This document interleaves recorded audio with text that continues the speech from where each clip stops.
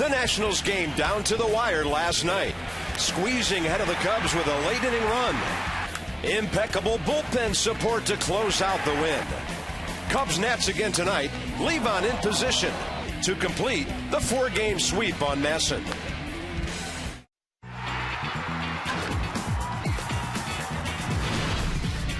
Washington Nationals baseball.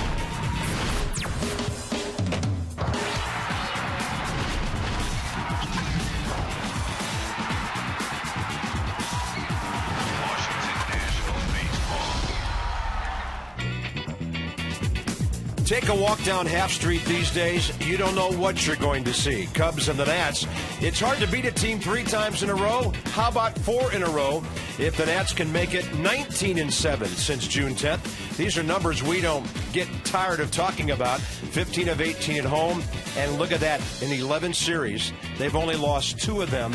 A couple of ties and 7 wins. It all adds up to winning baseball. We can't get enough of that around here. All right, so it might be a sack, it might be a squeeze, it might be a pinch, all kind of little moves going on here. Yeah, or a different guy every day. Davey Johnson making all the moves right now, but the guys that he's making the moves with are making them look good. So you talk about Pudge, pinch hitting Saturday, a big knock. So he goes up there and does what he does best. The situation gets big, he gets bigger. And with Davey Johnson, he's making all the right moves, and they're making him look good. Yeah, so that was the pinch part of it. Here's the sack part of it. And then, of course, Jason Worth.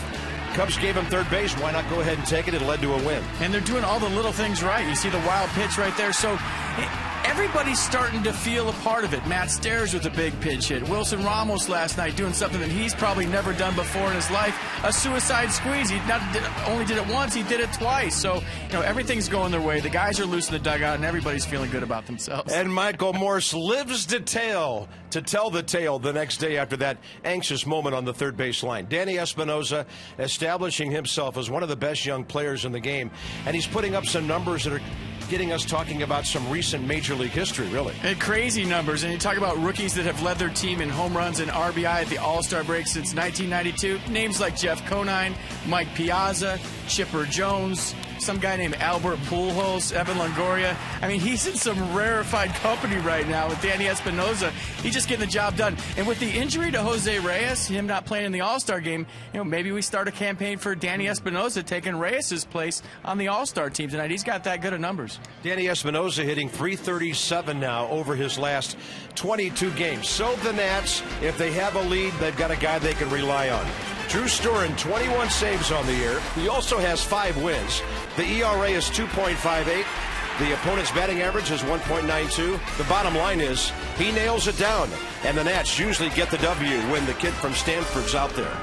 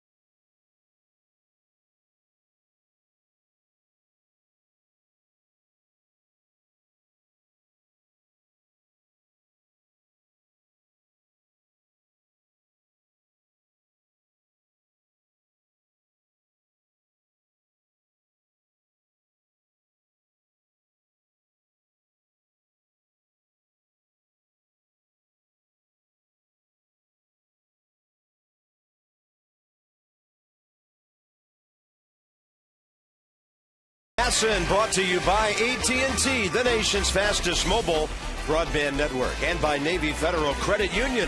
A loan from Navy Federal Credit Union makes car buying easy. Visit NavyFederal.org to calculate your payment. Fans hanging around waiting to see a good ball game tonight. And around here, that's not been a disappointing thing at all lately. Nats take the field with a home record of 27-15. It's a 5-2 homestand as the Cubs and the Nats each played their 89th games of the year. Visit Train.com for an independent Train comfort specialist dealer near you. It's hard to stop a train. 91 degrees, a little hazy overhead. It's been a sizzler in the district today. Danny Espinosa. Of course, switch hitters get most of their ABs from the left side of the plate. No surprise there. He hits for high average from the right side, by the way. Cubs bullpen, I'm not sure that number reflects how poorly they pitched in this series. They have hit batters, they've walked Nationals batters and thrown some wild pitches. And now the Nats going for their third ever sweep of the Cubs 4-game style. And of course, none of those were as Washington Nationals. They were as Montreal Expos. There's Aramis Ramirez, National League Player of the Week. In this series, he's 4 for 12 with a couple of homers and 4 RBIs. The Cubs are 4th in the league in hitting, 8th in runs, 8th in home runs. They don't do a whole lot of running, but they go right, left, right with Pena bumped up to the number 4 spot tonight. Livan Hernandez, 23rd career start against the guys from Chicago, and a record of 11-7. Yeah, 4-2 with a 2.04 ERA at home. Last time out, he pitched the first game of that Saturday doubleheader against the Pirates. He settled down after some early struggles, pitched 7 innings of 6-hit ball. He allowed only 2 runs, struck out 6, and walked 2. Defense behind Livan Hernandez tonight for the Nationals. Bernardina, Ankiel, and Worth in the outfield. Desmond and Zimmerman on the left side. Espinosa and Morse on the right side. And Wilson Ramos doing the catching. And Pudge was originally scheduled to catch tonight, but he had to be scratched during batting practice with a little sore oblique. Livan's first pitch is outside, underway at 7:07 here. Takosuke Fukudome, who started the first game of the series, went 0 for 4, and then pretty much sat out the next 2 games. That'll even the count. This crew's been in town forever. Mike Michlinski, the rookie umpire, has the plate. Mike Winters, crew chief at first. Mike Everett, second base. Chris Guccione at third. Ball 2.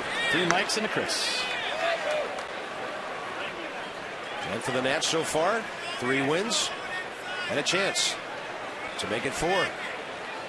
2 games over 500. The Cubs are now 18 games under.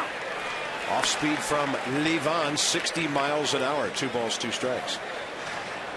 Fukudome, 3 for 5 career against the Nats right-hander.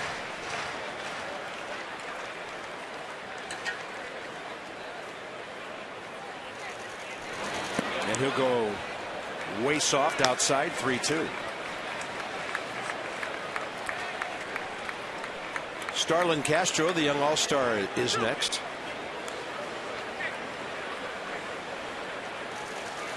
And Livan throws a strike, and Fukudome just strokes it out to left field. Good swing for his first hit of the series. Now, last couple of outings, Livan Hernandez has struggled early. So key for him tonight is get some outs in the first inning, get his team with their bats in their hand. If you remember his last outing against the Pirates, the damage was done early, and then he settled down. Nats lost that game 5-3 when Livan gave up 2 runs on 3 hits in the first inning. 3 of the first 4 Bucks got on base, and the Cubs certainly have capable hitters at the top of their order as well. Here comes Castro, 1 for 9 in the series. Livan goes with the fastball and misses upstairs.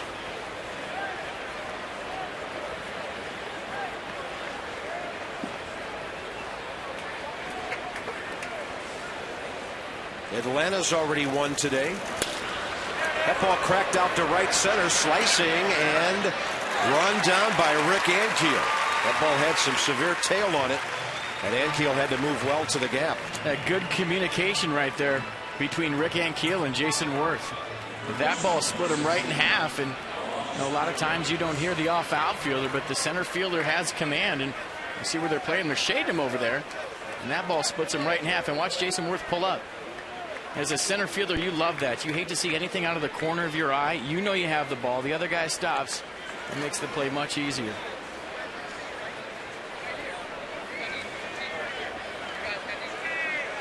Atlanta beat Colorado today 6-3, and the Braves are only 2.5 back of the Phillies, who do not play tonight. Third hitter for the Cubs is RAMIREZ. In his career, 12 hits against Levon and 4 of them home runs. 9 RBIs. Yeah, I'm sure this is the guy, for very obvious reasons, that Livan Hernandez has circled not to beat him tonight. Pretty sure he felt that as it hit him in the middle of the bat. 2 on, 1 out. That's one way to pitch around somebody. Pitch right into him? Yeah.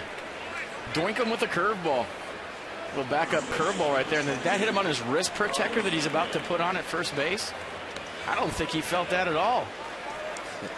He's got the wrist guard that he puts on at first base, or something in his back pocket, and that's what that hit.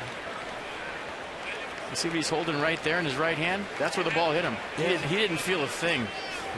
So sometimes your wrist protector protects other things. I thought I heard a little baseball on plastic sound there. 2 on, 1 out. That's only the second batter Levon has hit this year in 116 innings. The dangerous Carlos Pena comes in now, and that one misses outside. So the Cubs have something going here early. The Nats cannot put on the big shift against Pena because of the runners. So Desmond plays behind the runner at second, and Espinosa in a ranked pull position at second base, but not out in right field per the usual alignment. 2-0.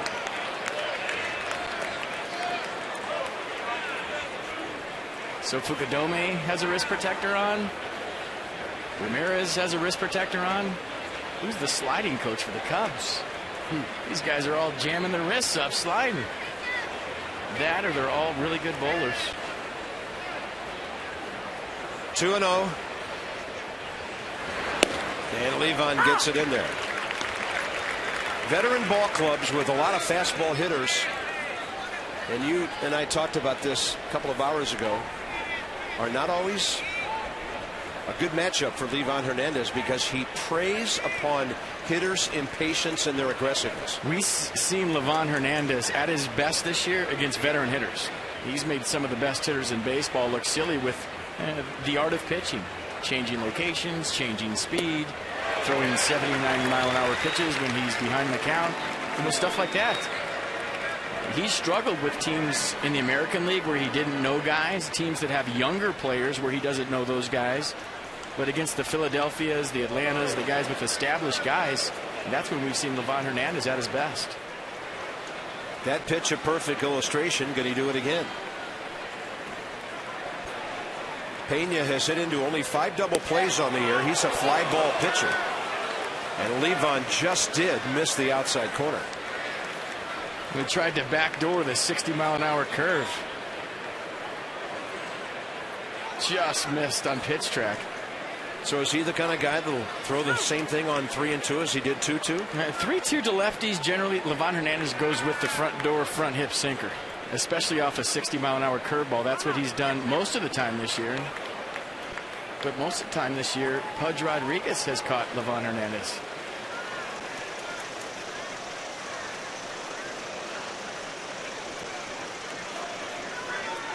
(3-2) with 1 out. Cubs don't run much, and they're holding. And that's a foul ball slammed down the right field line. Nice play. Stay down, keep your head down, use a top hand. That's a good play down there in the corner. He tried to go with the front hip sinker. He just didn't get it in there quite enough. But when you throw it and you miss in, that's about all you can do with it as a left-handed hitter is pull it foul. The danger of that pitch, and we talk about it all the time, is if you leave it out over the plate at 84 miles an hour. One of the big questions tonight with Pudge scratched. Wilson Ramos, how does he guide a veteran pitcher like this through a ball game as opposed to Pudge, who is so creative and clever behind the plate? 3-2, the target is in. And he goes with a fastball upstairs, and the umpire calls it a swing. Mike Muchlinski punches out Carlos Pena, 2 outs. It looked like a swing to me. Let's check it out on the replay. Tried to go front door sinker once again, and that was a swing by Carlos Pena. I'm sure the side swing will show. Yes, he did go. Not where he wanted the pitch, but Pena probably thinking fastball. Got fastball. It was just a little higher than he thought. 2 outs now for Giovanni Soto. He's had a good series. An RBI, 5 hits. Out of play, right side. This is interesting. The Cubs in a 4-game series have had 3 different cleanup hitters. ARAMIS, Ramirez Monday, Soto Tuesday, Wednesday, Carlos Pena tonight.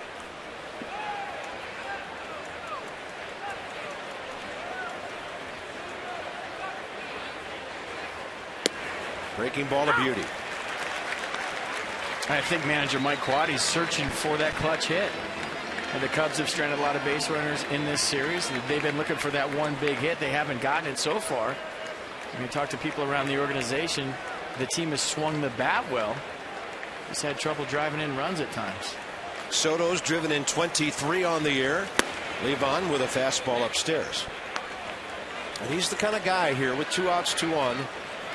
Unlike some young pitchers, Levon is not in any hurry to get the inning over. He'd like it to happen any pitch, but he's not going to make a bad pitch by being impatient himself. Well, some young pitchers will only pitch around a guy if first base is open. Levon will pitch around somebody if he's got a base open anyway. That's on the corner. And now in the first innings of this series, Bernardina coming up. Nats have outscored the Cubs 7-0.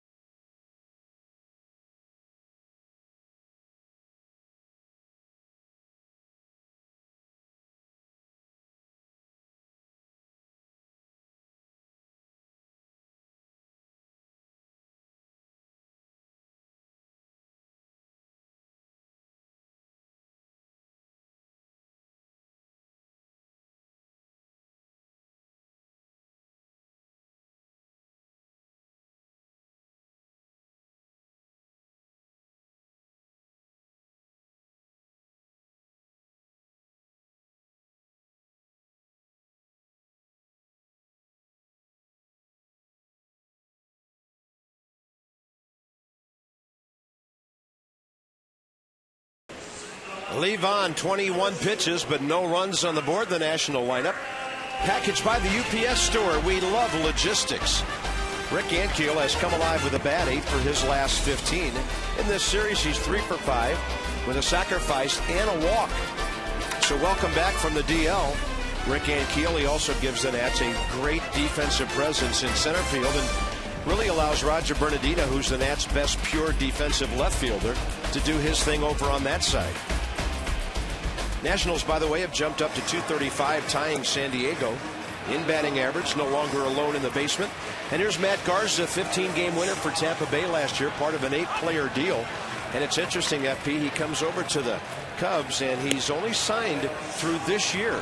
So there will be some interesting things about this guy later.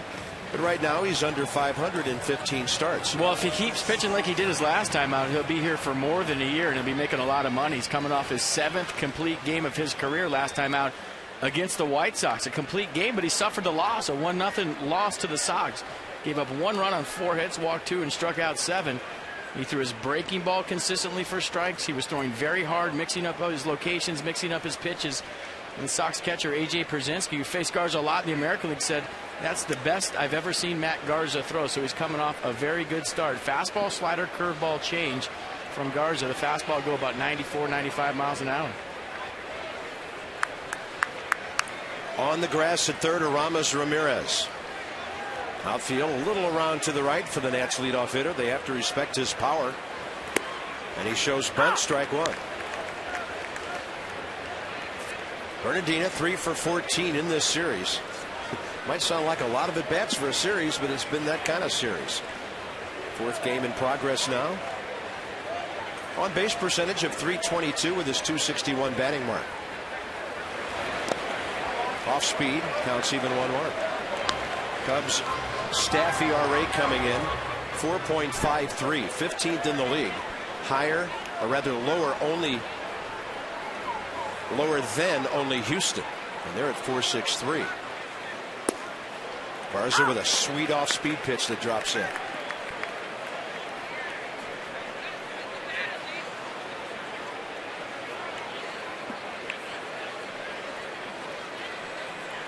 Danny Espinosa, then Ryan Zimmerman. Nats suddenly have some hot hitters at the top of the lineup. Bernardina, right side, right where Darwin Barney was playing for the first out. The Cubs defense tonight behind Matt Garza, Soriano, Bird, and Fukudome in the outfield. Castro and Ramirez on the left side, Barney and Pena on the right side, and Giovanni Soto in the squad.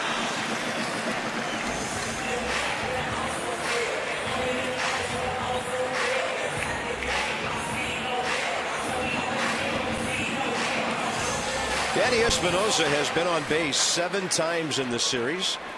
2 walks. He's been hit by a pitch. He's hit a home run. He's 4 for 11 with 2 RBIs. He needs a multi-hit game to finally climb up to that 250 mark. And then once he's beyond there, who knows? A lot of talk about Michael Morse making the All-Star team, but with Jose Reyes out now. Now, would they take a second baseman to replace a shortstop? He's a middle infielder, and he can play shortstop. And I did my part today. I texted a couple members of the Giants coaching staff and actually suggested it. You power broker, you.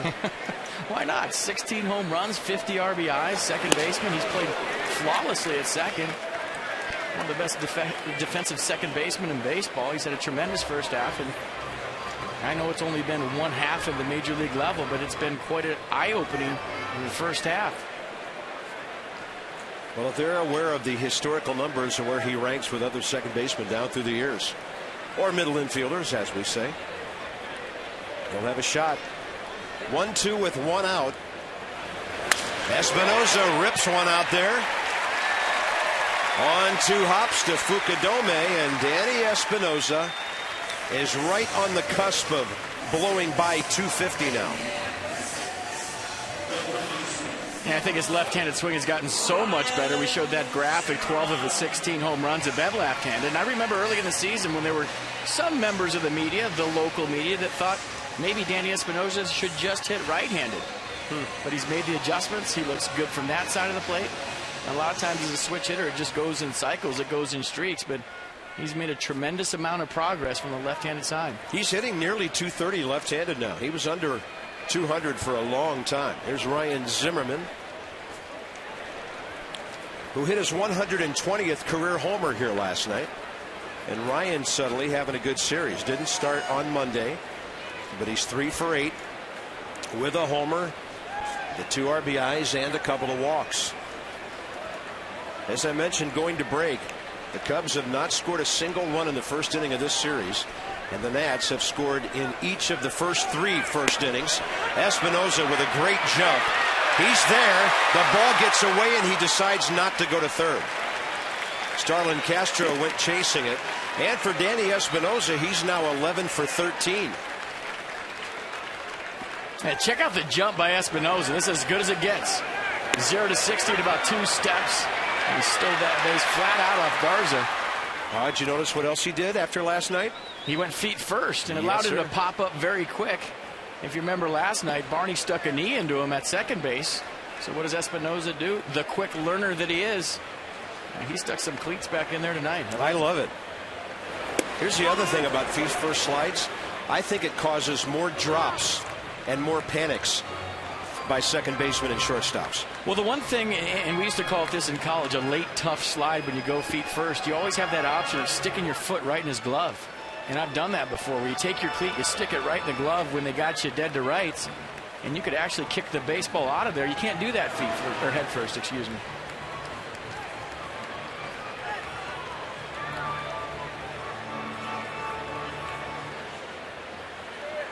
Wilson Ramos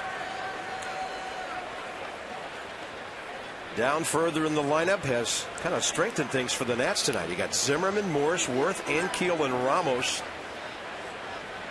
This guy's kind of turning into a murderer's row with Ankiel and Ramos coming together behind Zimmerman and Morris.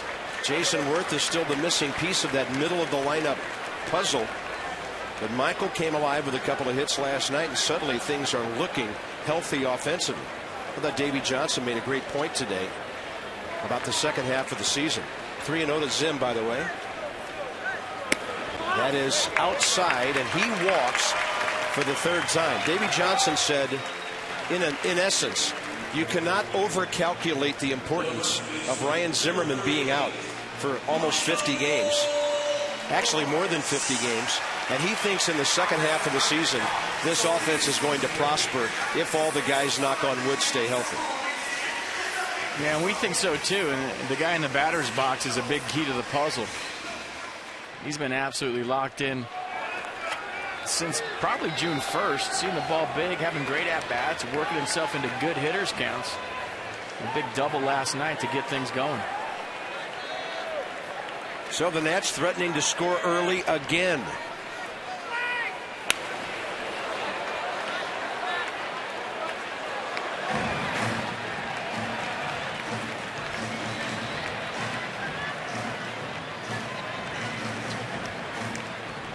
By the way, I did take a peek at Michael Morse's on-base percentage today. He's sitting at .350.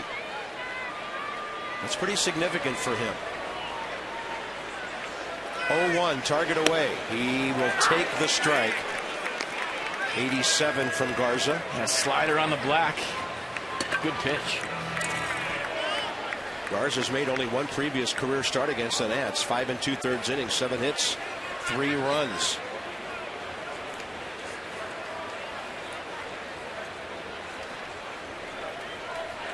And the 0-2, target inside.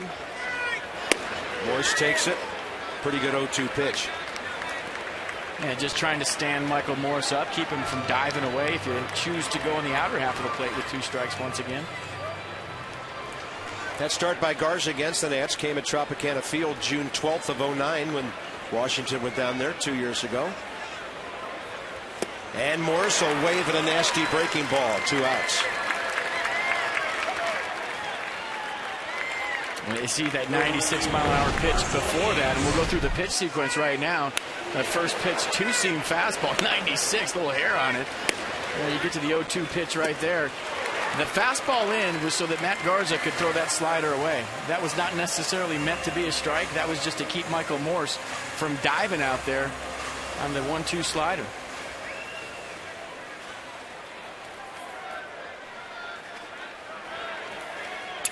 Two on, 2 out for Jason Worth. 1 for 11 in the series. Couple of RBIs, 2 walks.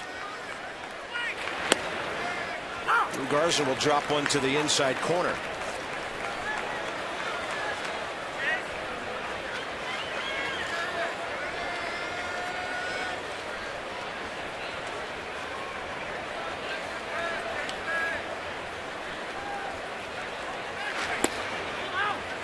And you see how Garza's just working the ball all over the place. He wanted that call. In, out, fastball, curveball, slider. He's got it all going on for strikes. Espinosa singled, stole second. Zimmerman walked. 2 outs now, bottom of the first. Worth pulling it by the bag.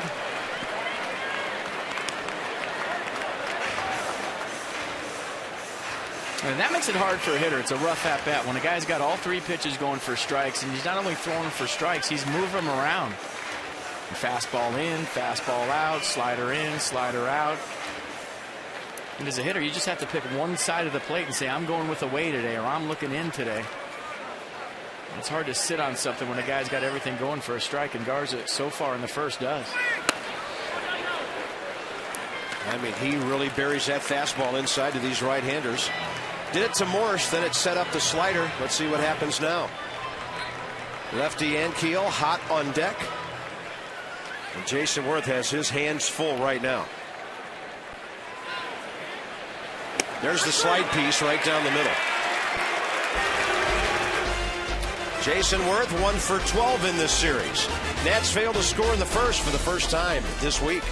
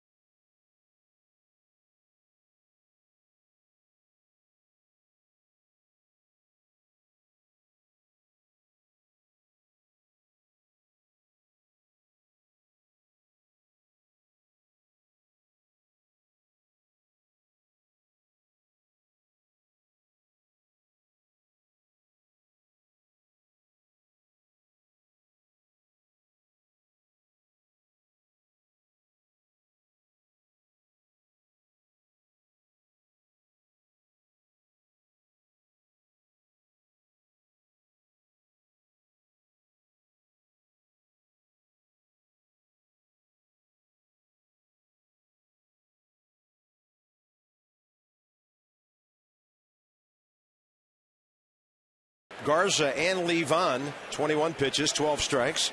Neither gives up a run. There's a tricolor cap coming your way. That's tomorrow night against the Rockies. They'll be here at 7:05. First 10,000 fans, 21 and up, receive a tricolor cap presented by Miller Lite. Tickets start at $10. Nationals.com/tickets. Second inning underway with a swing from Marlon Byrd. The former Nat in this series, 3 for 11 with a walk and an RBI. Byrd, Soriano, and Barney for the Cubs in the top of the second. He lashes one right to center and right to Rick Ankiel. Our Luna second inning feature. 877-241 Luna. Shop smart, shop Luna. Get up to 70% off all your flooring. Look at this. Through May 2nd, Pena hadn't gone deep. Since then, he's out homered Soriano 18-3. Alfonso, a quick start in the cold weather of Chicago, but very little since. In this series, he's 2 for 10. With 2 bloop hits, we might add. Well, he's been laid on the fastball this whole series. We talked about the 35-ounce bat, the huge bat that he swings, and this is a good matchup for Soriano. And by the way, if you're looking for some interesting reading that you maybe missed today regarding Soriano and Jason Worth, Tom Boswell had a very interesting column in the Post about how the Cubs now are living in the 5th year of an 8-year deal with Soriano, and the Nats are struggling with Worth in the first year of a 7-year deal. Hard to predict how these things are going to turn out. Alfonso had a 40-40 year with the Nats in 06 and turned it into way over $100 million. Hasn't gone well for him or the Cubs. Breaking ball popped up on the infield. Danny Espinosa. And for Levon, 2 very quick outs in the second. I thought one of the interesting things about Boz's story today was he actually went out to the right field stands and talked to fans out there who camp behind Jason Worth every night. That was one of the most interesting things I've read in quite a while. I did read it. The one thing I would say, and I think Boz did that at the end of his article, is judge Jason Worth by the body of his work. Don't judge him by half a season. Absolutely. I mean, you're half a season to a 7-year deal, and people are ready to boo him, and that's your prerogative as a fan, but judge him by his whole body of work first, and then if you don't like it, you got a good gripe. Here's Barney.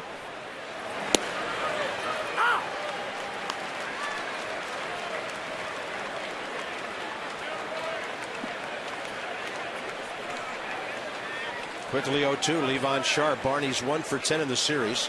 Pitcher on deck. Big out to get in this league if you can. And Desmond behind the bag. No chance. Great range and just hard to get anything on that throw, right? Yeah. Unbelievable that he got to that ball. I've seen some shortstops spin inside and make that play, but when you're going that hard, that fast, and you have to extend yourself that far, it's tough to do the 360 and pick up your target. He got a lot on that throw. A nice one hopper to Michael Morris. And that gets a lot of players, believe it or not. The speed of Barney getting down the line allowed him to get an infield single, but that's a good play, and that gets a lot of guys. And Levon knew where his shortstop was playing. That's why he jumped for that ball. He knew that one was trouble. He tried to cut it off. There's Matt Garza, who has 1 hit this year and 1 in his major league career. Longtime American leaguer. He's 1 for 41 career.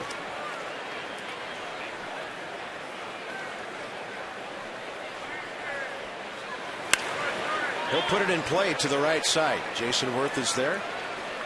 Levon Hernandez with a really quick second inning. ANKIEL, Ramos, and Desmond coming up.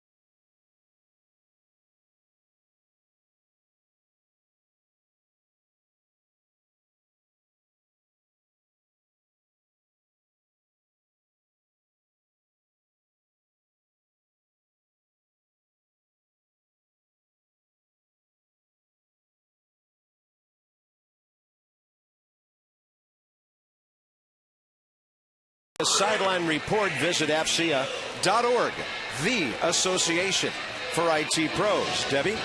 Well, since June 1st, the Nationals have won 8 straight one-run games here at Nationals Park, and Davey Johnson likes what he sees out of the fans here.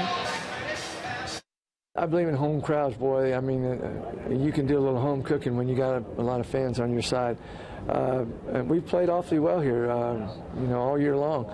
The offense, I know it's going to start producing more runs, and then it's going to make my job easier, the bullpen's job easier, the start everybody's job easier.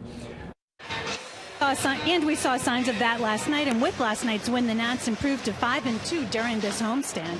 Bob, FP. All right, Debbie, and with a crowd of 18,000 or more, the Nats will draw 90,000 for this 4-game series. Best home records, the Nats are right up there with the best in baseball. And the only bad thing about all these close games is having to say one-run game. You have to really slow down. One-run game, one-run game, one-run game. I want a laugher, so we don't have to say it tonight.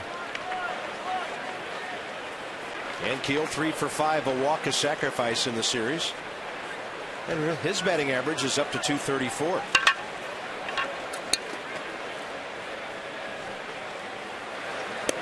Garza, first pitch breaking ball to a fastball hitter. Stealing strike one with a curveball. He only throws that about 12% of the time, so it's mostly fastball slider change from Garza. You got a fastball hitter up there that's hunting a first pitch heater. That's a good way to get strike one. By the way, in the division, I mentioned the Phillies not playing tonight. Atlanta beat Colorado 6-3. The Mets are at the Dodgers tonight behind Dylan G. And there's a showdown in the Central. Cincinnati opens a series at Milwaukee tonight.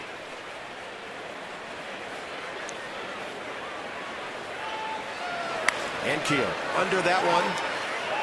Right side for Carlos Pena. With the runner flashing by and foul ground, 1 out. So the Phillies will stay at 55 and 33. 22 games over. Braves are now 2.5 back with their win. The Mets keep winning. 4 straight for them, a half game up on the Nats. The Mets keep winning, but they got some bad news about Jose Reyes today. So yeah, you look at the tough division the Nationals are playing in. And we went over it last night. All the other divisions, they would be 2, 3, a game and a half out in. They just happen to be in the toughest division in baseball. Here's Wilson Ramos. And he goes up hacking. He's had quite a series. 4 hits, couple of RBIs, a walk, a squeeze bunt. He was on base 3 times Tuesday night and twice more last night with singles before squeezing that run home.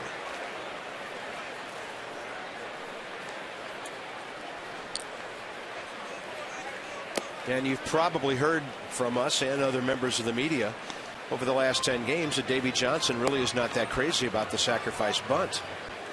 Well, he said today one of the reasons is when he looked at this lineup, he says, I've got 8 guys who can hit the ball out of the ballpark. So I'm very reluctant to give up outs unless the situation dictates. Well, last night, by the time Ramos came up, the Nationals were 1 for 14 with runners in scoring position, and I would say that was a situation that dictated something a little unusual. Yeah, that and Mike Quaddy brought his infield in, and you talk about going contact play with a guy like Michael Morse at third base. Probably not going to work. He probably doesn't have the wheels to score in a contact play. Had Ian Desmond on deck, and the pitcher up next, and it just everything was right. Davey Johnson not crazy about the bunt, but he was cuckoo about it last night. He did it twice in one sequence. Oh, Michael. Michael Morse is lucky that he finished 4th in the All-Star balloting and is still here today. And you see the squeeze. I thought the most interesting part of the whole sequence was the second pitch. That was a 3-pitch at bat. It won't get any more exciting than that. But to see Wilson Ramos on the pitch that he took slide his hand up the bat, and I've been there before. You're not sure the squeeze is on, so what do? You start sliding your hand up the bat, and you're listening for the infielders, the Cubs bench, everybody to yell squeeze, and if you hear it, you just kind of continue and get the bat down. So that told me that Wilson Ramos was in between squeezing, swinging away, and it's a very nerve-wracking experience if you've ever done it. And the other thing about the first pitch, Ramos was quoted as saying he wasn't going to swing, but when he saw Morse out of the corner of his eye coming home, he took that hack hoping to foul it off, because if he takes the pitch, Michael Morse is dead. And Ramos was somehow able to get that reaction, get the foul ball, and it paid off. Well, some might argue that if he fouled it off, he'd be dead. Well, he fouled it off the right way, straight back. If he pulled that thing. Oh, my. Don't even want to think about that.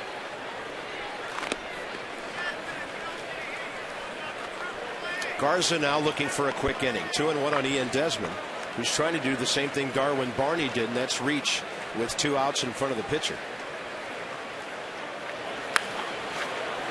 Ian in this series, 2 hits, a sacrifice, a walk, 2 for 10. Starts the night batting .216. Livan Hernandez is next.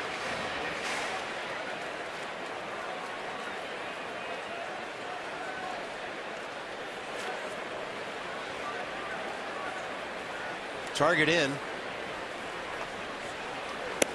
We thought he might bury that fastball. Count goes full. That Garza, pretty good strikeout to walk numbers, 98 on the year for the K's, 33 walks. Walked Zimmerman tonight. So he's right at 3-1. And a great take by Desmond, but he's going to be punched out by Mike Winters at first base. Mildly slams his helmet down to the ground. Did he go? Evidently he did.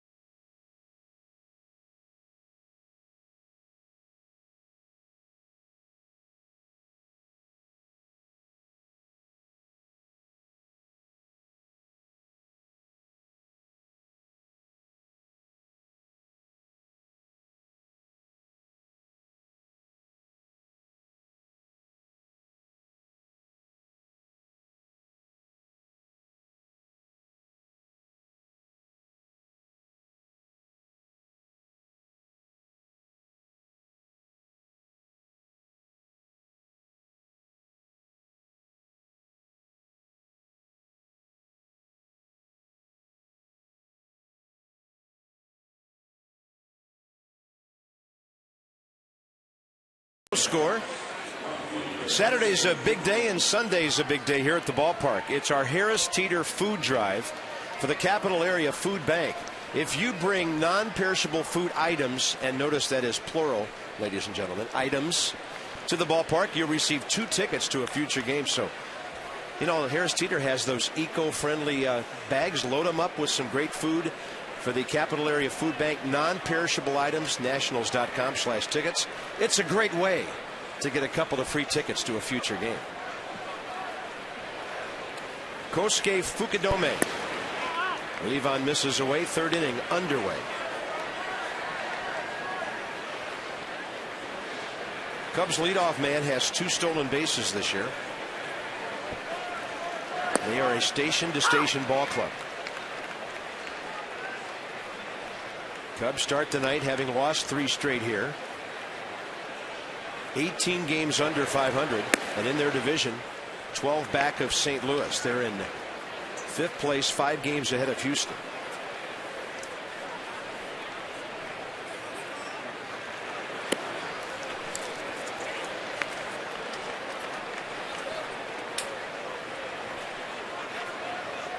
Levon has hit a batter.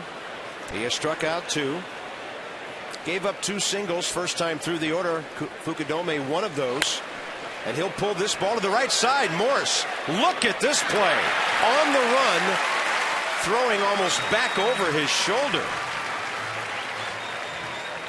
He hit Livan Hernandez in the corner of the end zone. That play's not that easy. And Michael Morse continues to impress with his defense at first. Look at this, on the run, over the shoulder, right on the money. How about that? Hit Livan Hernandez in stride, in the face, going towards second base. I mean, that's the kind of play you see a guy make that's played first base for about 10 years. Well, he must have done a lot of watching of Adam LaRoche and how smooth he is over there. And I think Lance Nix has been watching Michael Morse. Whoever has played over there has just been outstanding this year. Yeah, watching and doing are 2 different things. I've been watching all those guys, and there's no way I could make that play.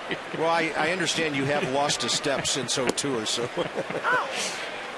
1 ball and 1 strike to Starlin Castro, who lined out to Ankiel center field first time.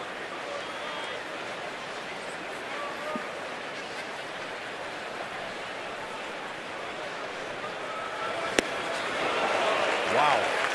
It's hard to hit something 68 miles an hour all the way to the Capitol, and that's what Castro tried with this swing. And it's hard to hit something when you jump right out of your shoes and your helmet almost comes off, too. Wow. 1-2. He goes with a fastball away, and Michael Morse is right there. Castro 2 line drives, and he's 0 for 2. TV schedule, it's Jason Hamill tomorrow night for the Rockies, John Lennon for the Nats. Night game on Saturday, Marquis and Ubaldo Jimenez. And then Sunday before the break, Jordan Zimmerman and Julie's Chassin. And then a week from tomorrow, the Nats will open up that big road trip at Atlanta. They'll fly down there on Thursday afternoon, have a team workout, play the Braves, then go to Houston, then go to L.A.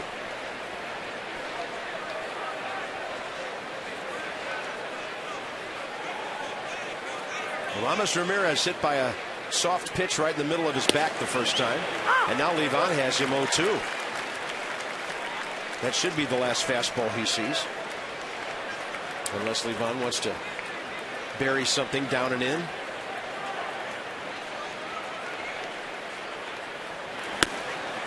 Or show him one upstairs, ball 1.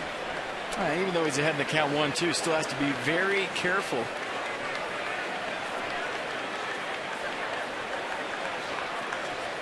He'll probably stay away with some off speed.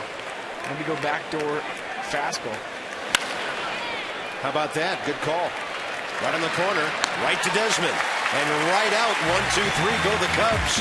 In the 3rd with Levon to lead off. Bernardina Espinosa right after him.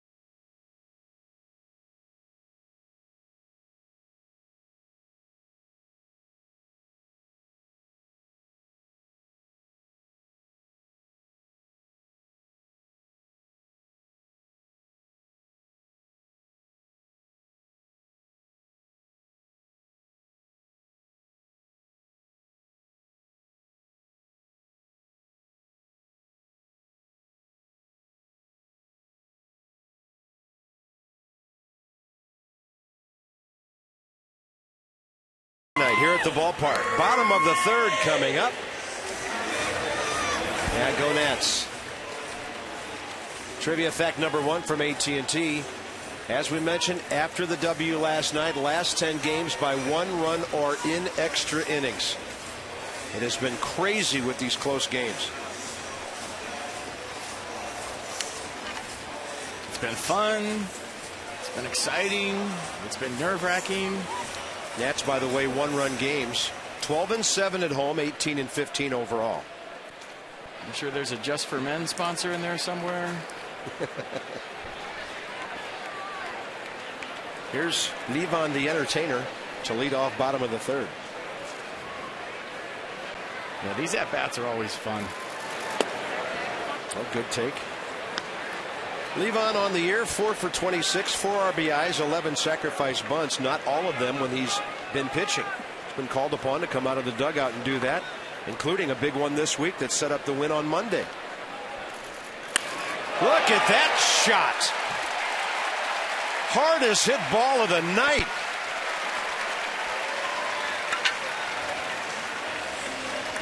He's aboard leading off the third. You come to a Nationals home game and Livan Hernandez is pitching, you're going to be entertained. It's just that simple. Whether it's on the mound with the plays he makes, whether it's at the plate with the line drives he hits right back up the middle, a sacrifice bunt, whatever it is, this guy's fun to watch, and we get excited every 5th day. We're lucky to see him on the road too, and it just doesn't get any better than that. Are you going to tell his score at Congressional the other day, or am I? Levon was disappointed that from the championship tees at Congressional yesterday, he only shot 78. I'd be emailing and sending cards to everybody in the country if I did that. I'd be doing that if I did it in miniature golf. He did it on one of the hardest courses in the country and was upset. From the championship tees where the big boys played a couple of weeks ago. No, I could have shot that.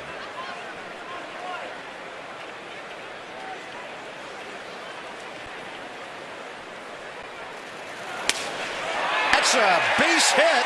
Bernardina broke his bat. Don't know if the fan interfered or not. The umpire didn't make any kind of signal.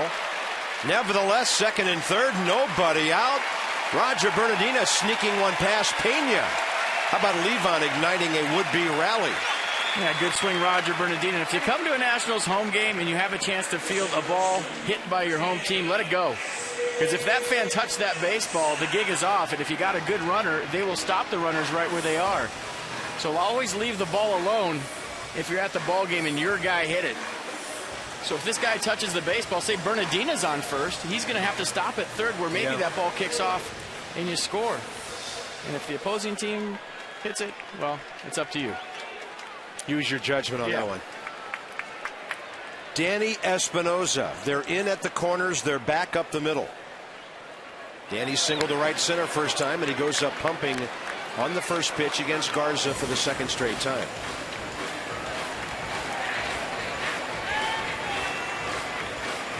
So Roger Bernardina gets that infield busy looking with his 8th double of the year and his 14th extra base hit.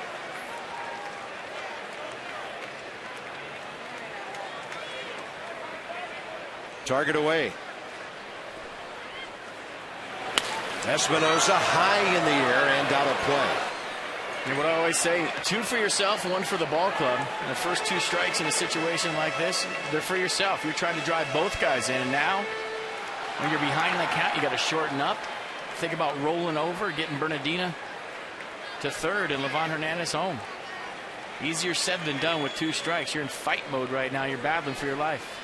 Nats have out hit the Cubs 3-2, trying to bust on top here in the third. Espinosa takes the fastball way upstairs. So 4 of the first 10 Nats have reached base. Ryan Zimmerman walked his first time.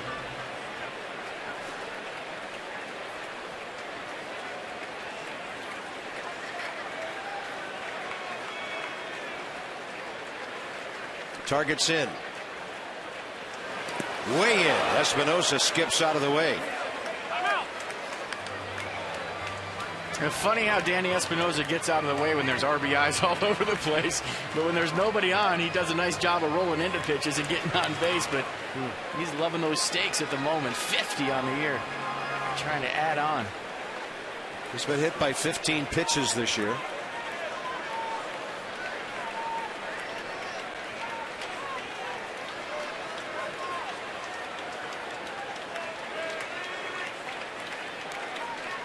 And a 2-2 with the target on the outside corner. He just takes it beautifully out of play over that way. That's a great hitting approach on what looks like a pretty simple foul ball. So stakes are RBIs, and it comes from ribeye steak. You hear the dugout all the time. How many steaks do you have? How many RBIs do you have? The guys in the truck were telling me that they thought they got it. I want to explain it to everybody. A steak is baseball term for an RBI. FP, you mentioned food. They're going to want to know what's going on. Where are the steaks at? 2-2. And are they free? Up and in. Danny Espinosa, after 0-2, now works the count full.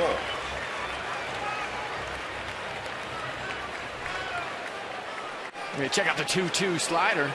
And just messed up in the zone. 2 on, nobody out. No score, bottom of the third. They're coming inside again. And Espinosa foul tips it to stay alive. Yeah, good job on a 3-2 slider. Danny Espinosa is trying to protect that 95-mile-an-hour fastball. So you have to respect that. Matt Garza, an above-average heater. That's all you can do on something soft is try to foul it off or roll over. Levon started this with a hit up the middle. Bernardina a double down the right field line.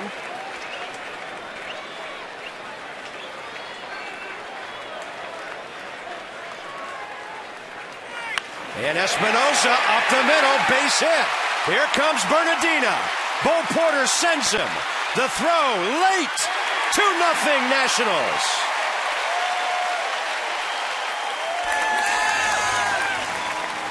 .52 ribeye steaks for Danny Espinosa. What a great at-bat by Danny Espinosa. He gets the fastball out over the plate, and he's on the fastball, and you knew he was sitting on it because he went an emergency swing on the slider before that. Just a great at-bat, a great piece of hitting, and Bruce Bochy, if you're watching on the West Coast, this guy's an all-star. It's that simple. Marlon Byrd came up throwing, ball hit the grass and just kind of died, and Roger beat it rather easily. Danny Espinosa hitting well over 250 now. 52 runs batted in.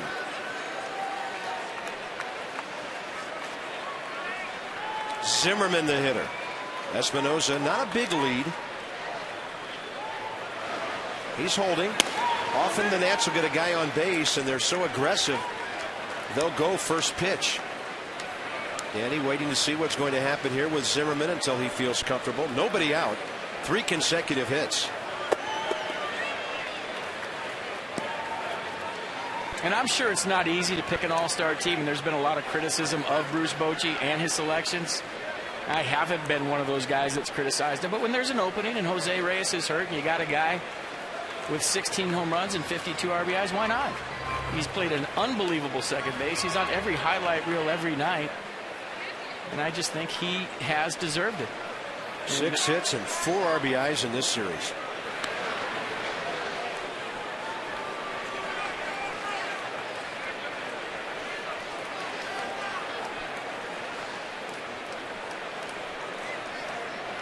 He's had his 78th and 79th hits on the year, and he's now hitting .252.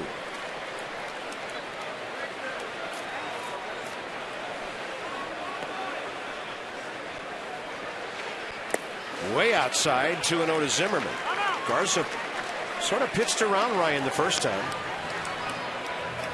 Back in June of '09, Zimmerman was 1 for 4 against Garza down in St. Petersburg. And up north here in Washington, D.C., the Nats are looking good. They've scored twice on 3 hits here in the third. Levon putting zeros on the board. He has scored a run. And right here on Mass and 2 HD, the Nats, who've owned the early innings in this series, have done it again tonight. He's leaning. Zimmerman taking strike 1. Hitters count, runners count now. And Ryan Zimmerman's the kind of guy, when he's hot like he suddenly has become, that gaping hole on the right side of the infield is something he'll pepper. Morris on deck, but they're cheating up the middle for a possible double play ball. I mean, Ryan, I'm not talking about a cheap little single either. I'm talking about a guy driving the ball the other way, which is what you want your number 3 hitter to do.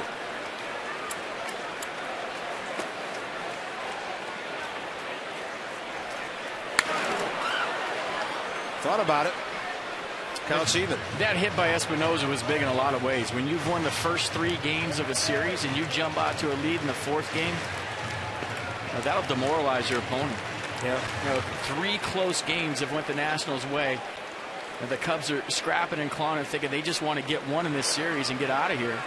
You jump on the board after you've won the first 3. Huge advantage. 2-2 with nobody out. Pitch count mounting. Matt Garza's next pitch with nobody out in the 3rd will be his 50th.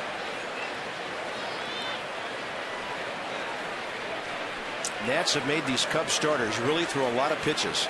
They've been into the bullpen pretty early every day of these 4 games. Runner goes. Little chopper. Left side. Garza slides, makes the throw, and throws it away. The ball's into the stands. Zimmerman to second. Espinosa to third.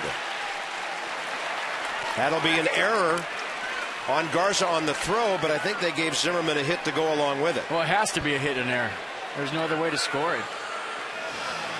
Ryan Zimmerman beats that ball out. It's a swinging bunt. Danny Espinosa got another great jump. He was rolling on the pitch. You look at Garza coming over here sliding the sidearm throw, and that just gets away from him. Threw a 2-seam fastball to Carlos Pena that just ran away. And the Cubs make their major league leading 73rd error of the year. And in this 4-game series, the Cubs have made 4 costly mistakes in the field. 2nd and 3rd, nobody out again. And here's Michael Morse.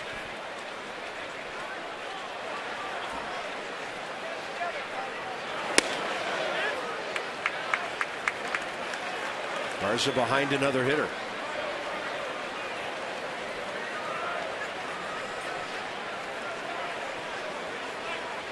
He buzzed Morse inside first time, then set him up for a breaking ball away to strike him out. There's that same slider. Fouled, and the counts 1-1. If Michael Morse is thinking right here, he's thinking about driving the ball the other way. Runners on 2nd and 3rd. We talk about it all the time. It's already happened once in this ball game. 14 hopper to second base is high fives around the dugout when you get there. But early in the count, when you're a guy like Morse, you're thinking about driving the ball in the gap to right center. You're looking for something away. Morse will drive it up the middle. Espinosa scores. Zimmerman held at third. Nationals lead 3-0. That's RBI 47 for Michael Morse.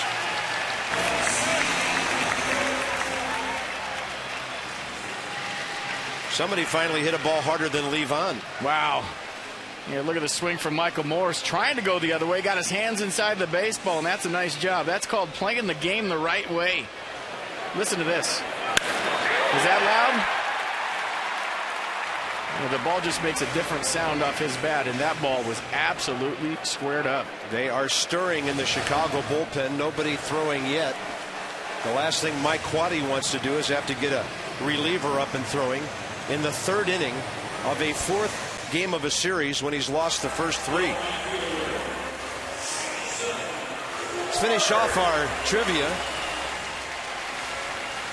Nats very good at 1-run games, tying the longest streak in baseball since the 42 Phillies. Are you kidding me? I wonder if their broadcasters got gray hair during that streak. I don't know, but they had to talk pretty loud over those megaphones. That's amazing. The 96 Astros had 9. The 84 Blue Jays had 9. And the 1968 White Sox had 9. There's Jason Worth. It is time for Jason Worth to join the parade here. He doesn't have to be the Grand Marshal. He just has to get in line with the other guys. I'd like to see him attack something before 2 strikes here. When they get him to 2 strikes, he's been dead lately. That's a good take on a fastball up. I had him in the parade the other night. Good throw at home. Stole third base. Won a game on the wild pitch. But you know what people are thinking, FP. They want to see this guy hit. They like the throws. They like the base running. But they want to see hits and RBIs from this guy. Well, so does Jason Worth. There's that slider, and I got him 1-2 now.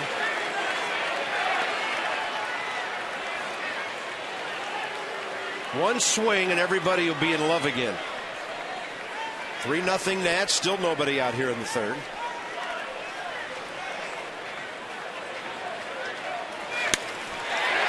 Little squibber right side. That's a base hit. And the Nationals lead 4-0. Doesn't have to be a line drive into the gap.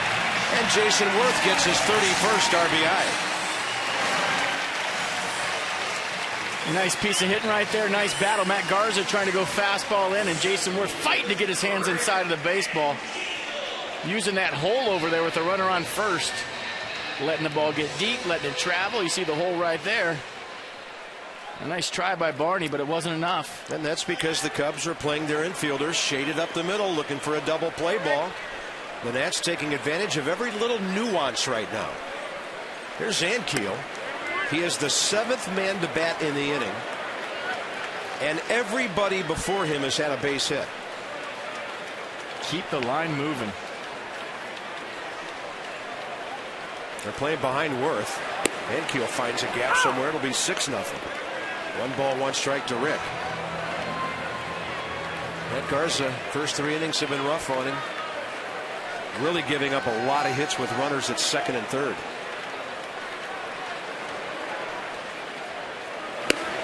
Ankiel wasn't thinking 6-0. He was thinking 7-0.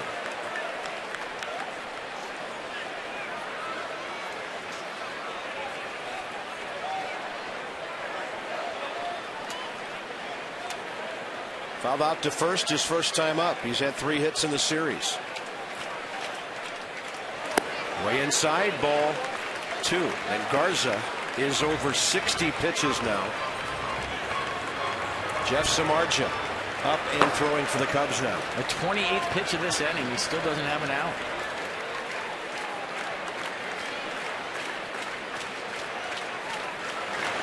Off speed, he goes with a changeup.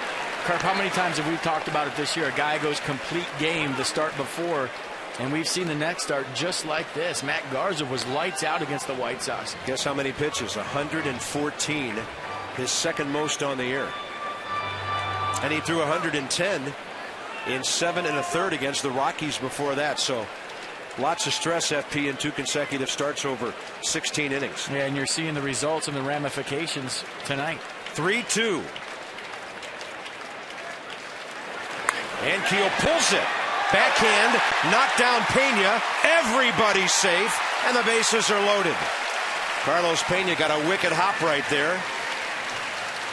And they could give Ankiel a hit on that. Well, I think it took a bad hop and hit him in the face.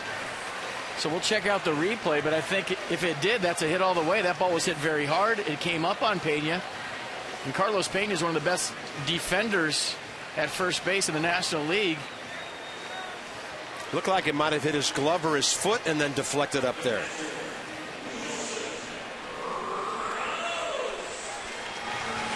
If it's a hit, it would be the Nats' 7th in a row in this inning.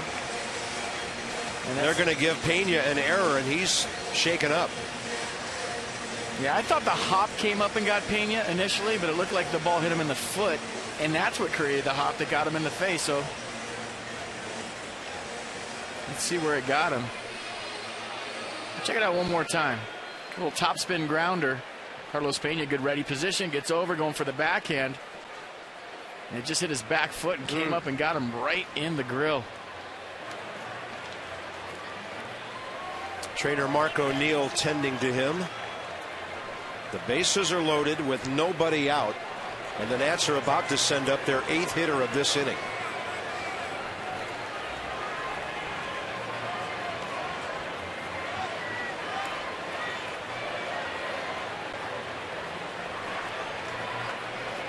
Had a question from one of our online followers yesterday about on-base percentage, and he asked a very good question. Does a guy get credit for on-base percentage for that at bat? The answer is no, and sometimes you're unlucky because you hit the ball hard enough to get a hit.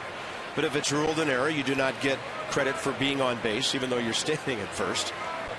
You know, hit, walk, hit by pitch, whatever. But the bottom line is the Nats are hitting the ball hard. They're putting it in play, and they're making the worst defensive team in the league handle the baseball. Head over to Facebook.com/Masson Nationals and enter for your chance to win one of 30 Nationals autograph items that Masson is giving away all month long. Wilson Ramos now a chance to really bust this thing open early.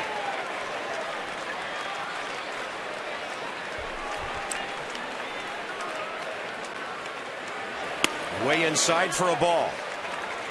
Look at Matt Garza's jersey compared to his pants. Soaking wet. He is working hard out there. A hot, humid night. He's been on the mound a long time. Ramos inside ball 2. Wilson Ramos, as mentioned earlier, a good series. 4 hits, 2 RBIs, plus a walk. Here's the base running bunch. Morse RBI hit. Worth RBI hit. Ankiel, hard hit grounder, reached on the error.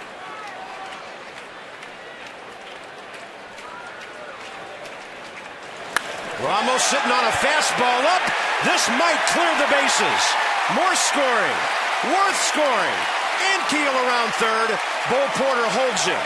The Nationals lead 6-0. Third base coach taking no chances with nobody out.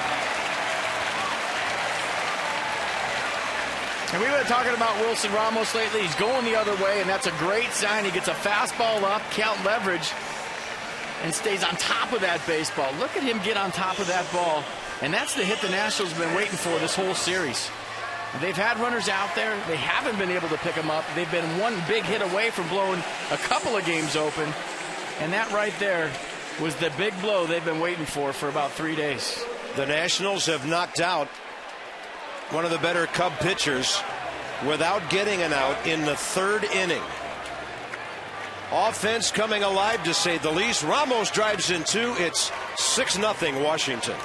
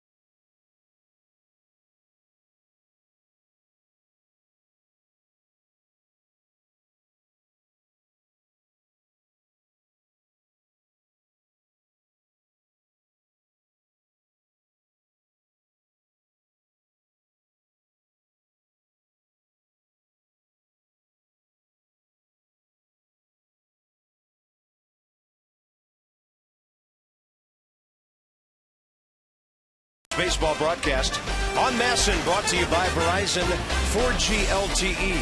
Built so you can rule the air. And by Zookeeper, in theaters July 8th. That would be tomorrow.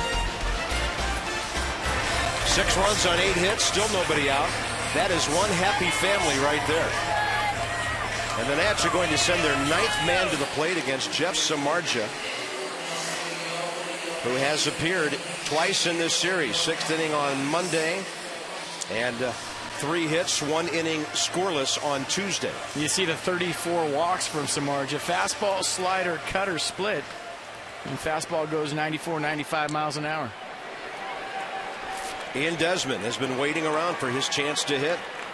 Struck out to end the second, and here he is. Second and third, nobody out. 1 inning later. Levon bats again in this inning, barring a triple play.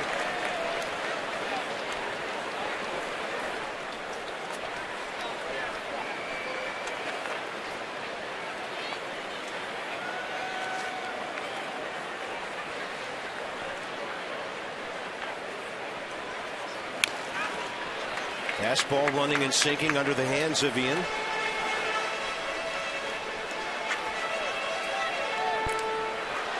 Now I'm trying to think of a game where I've seen runners on second and third, nobody out, so many times in 3 innings, where the middle infield is back and it's all it takes is a ground ball to second base to get both jobs done. It's the 3rd time so far tonight.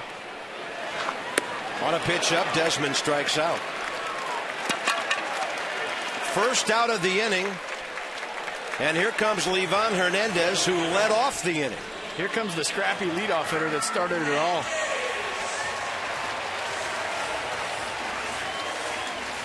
Bernardina's double really got things going. Then Espinosa delivered the base hit. Zimmerman kept it going. Morse and Worth RBI hits. And then the big blow, Wilson Ramos giving the Nats that 6-run cushion with a 2-run double. Now, I wonder if Levon's thinking about bunting. Carlos Pena is right in his face at first base, and his favorite play right here is bunting the ball to first base. Little safety squeeze action maybe. He does swing in. In a 6-run lead, you think, well, he's not bunting, but it's only the 3rd inning. And the Cubs can swing the bat, and the Nationals will take all the runs they can get. And we've seen Levon so many times this year just softly push the ball to first base in this situation. And he's got a good runner at third in ANKIEL. Hex one left side. ARAMIS Ramirez, a diving play. And that'll be 2 outs as ANKIEL stayed at third base. Hard for Rick to tell that the ball wasn't right at Ramirez. Great play by Ramirez. Look at this step of the dive. Lays out for it, checks the runner at third base, knows he's got some wheels at third, also knows he's got a little bit of time with Levon Hernandez running. That's a good play. Roger Bernardina now will bat for the 2nd time this inning.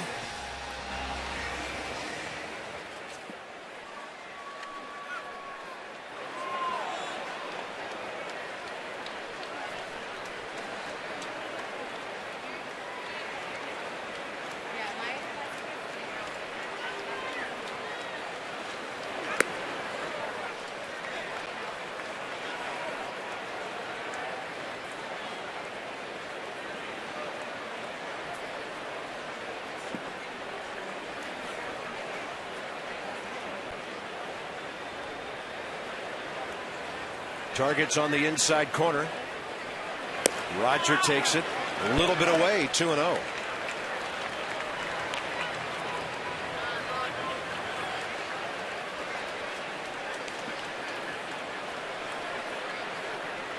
ANKIEL's at third. Ramos with those RBIs at second. And Bernardino with a base hit to left field. A run scores. Ramos held at third, and the Nationals lead 7-0. Roger Bernardina, 2 hits this inning. 2 out RBIs are golden. And nothing will pump a bench up more than a 2-out RBI. I don't care if you're up 10-0. That's a good swing by Roger Bernardina, and it's all smiles on that bench right now. It's been a long time since they've had a 7-run lead. First and third, 2 outs. Danny Espinosa already 2 for 2 tonight and 2 ribbies in this inning.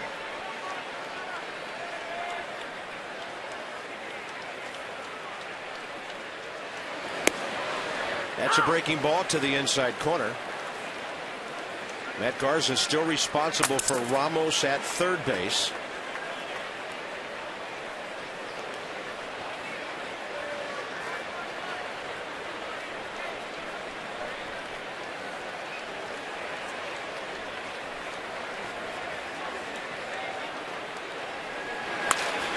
Espinosa hits this ball hard out to right, caught by Fukudome.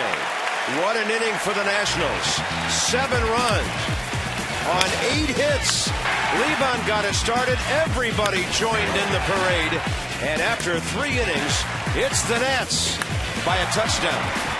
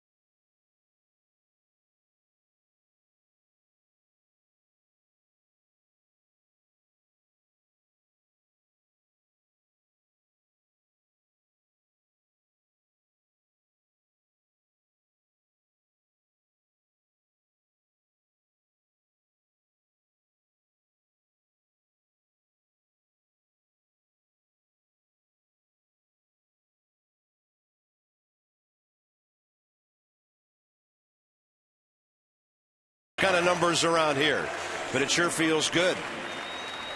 A moonshot of an inning for the Nats. They lead by 7. Carolina League champion Potomac Nationals right down the road in Woodbridge. Give them a call and check it all out. 703-590-2311. They got a very friendly staff down there. Log on to PotomacNationals.com. Great giveaways and promotions. A lot of fun down there at what we call high A ball. 2 of those runs unearned, by the way, in the 3rd inning. So Levon back to work now, averaging 15 pitches per inning. He's given up no runs on 2 hits. Carlos Pena leads off. First pitch outside, top of the 4th, and the middle innings underway. Crowd is still buzzing from that frame they just saw.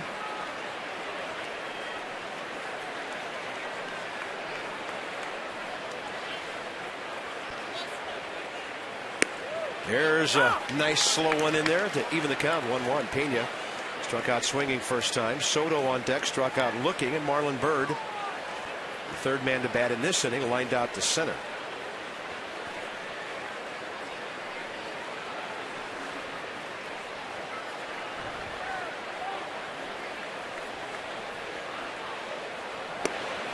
That's in there. Levon befuddling Pena into a check swing strikeout first time. Man, I wonder what Livan Hernandez is thinking right now. Remember that stat when he received 1 or less runs of support in 7 times in 18 starts? Tonight he's got 7. Target away. Little bouncer off the end of the bat. Levon spears it, turns and fires. Well, that's part of the show. That's part of the Levo show. Every time he gets a comebacker, you look at the play right there, he just turns and fires right on the money to Michael Morse. And he knows the shift is on. He's got to make this play. Backhand, set, throw, strike. The Levo show, 7 p.m. Eastern, twice a week on Masson. Hope you can join us. I'll tell you what, it'd be the highest rated show around here. I'd watch him golf. I'd watch him drive all of his cars. Yeah. It would be a great show. I mean, forget the Truman Show. How about a movie about Levon? Well, we talk about this team and the personalities they have and what a great reality show would be and how all the one-run nail-biting victories they've had this season, how they come from behind, how they stay in every baseball game. But Levon would probably be the star of that show. You're looking at the producer and the 2-0. And that's on the inside corner. Mike Rizzo would be the executive producer. Yeah, the show just had a cast change. Oh. Slider low and away. It looked like he might have went right there. The whole Nationals dugout threw up their hands in the air. Mike Winter said no. Out to short. Desmond gets behind it. One crow hop and an accurate throw. 2 quick outs. Levon now has retired 6 in a row. Solutions that help you achieve your financial goals. PNC for the achiever in you with our minor league report. And tonight at Harrisburg, another good outing for Chin-Ming Wong. No Ernies, couple of hits, didn't walk anybody, 2 Ks in 5 innings, 43 pitches. So that's fewer. Wow. That's fewer than 9 pitches per inning, and he got the ball on the ground quite a bit. That's impressive. I don't care what level we're talking about.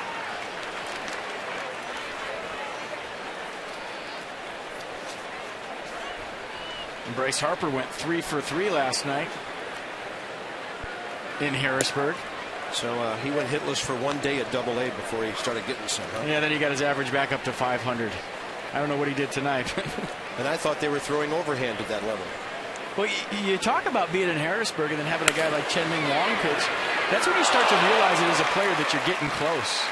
You start seeing the ex-big leaguers playing with you. I remember my first go-around in AAA. All of a sudden you start looking in the clubhouse and that guy played in the big leagues and that guy played in the big leagues. And you know that you're not far away, and I'm sure that was a great experience for Bryce Harper.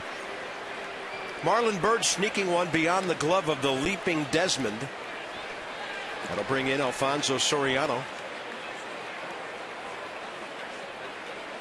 who popped up to Espinosa first time up. Cubs have their 3rd hit.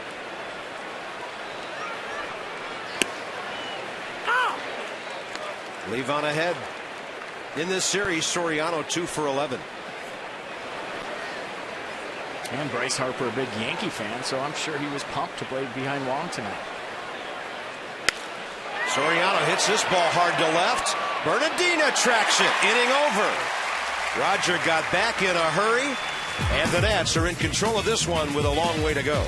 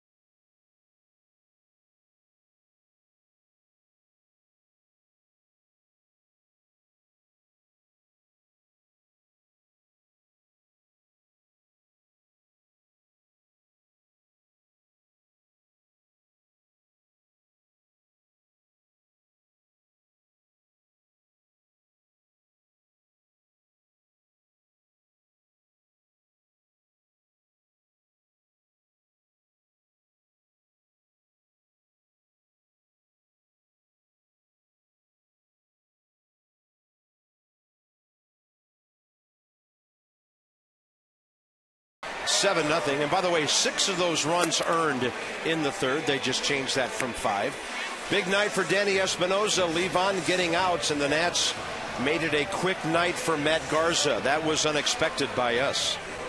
And the knockout blow for Matt Garza was right here. Wilson Ramos stayed inside the fastball. The 2-0 pitch up in his eyes. He gets on top of it, down the corner, a couple of RBIs. And that made it 6-0. And that was the big blow. Wilson Ramos has looked good lately, staying inside the baseball, driving it the other way. You make a mistake out over the plate, he'll pull it.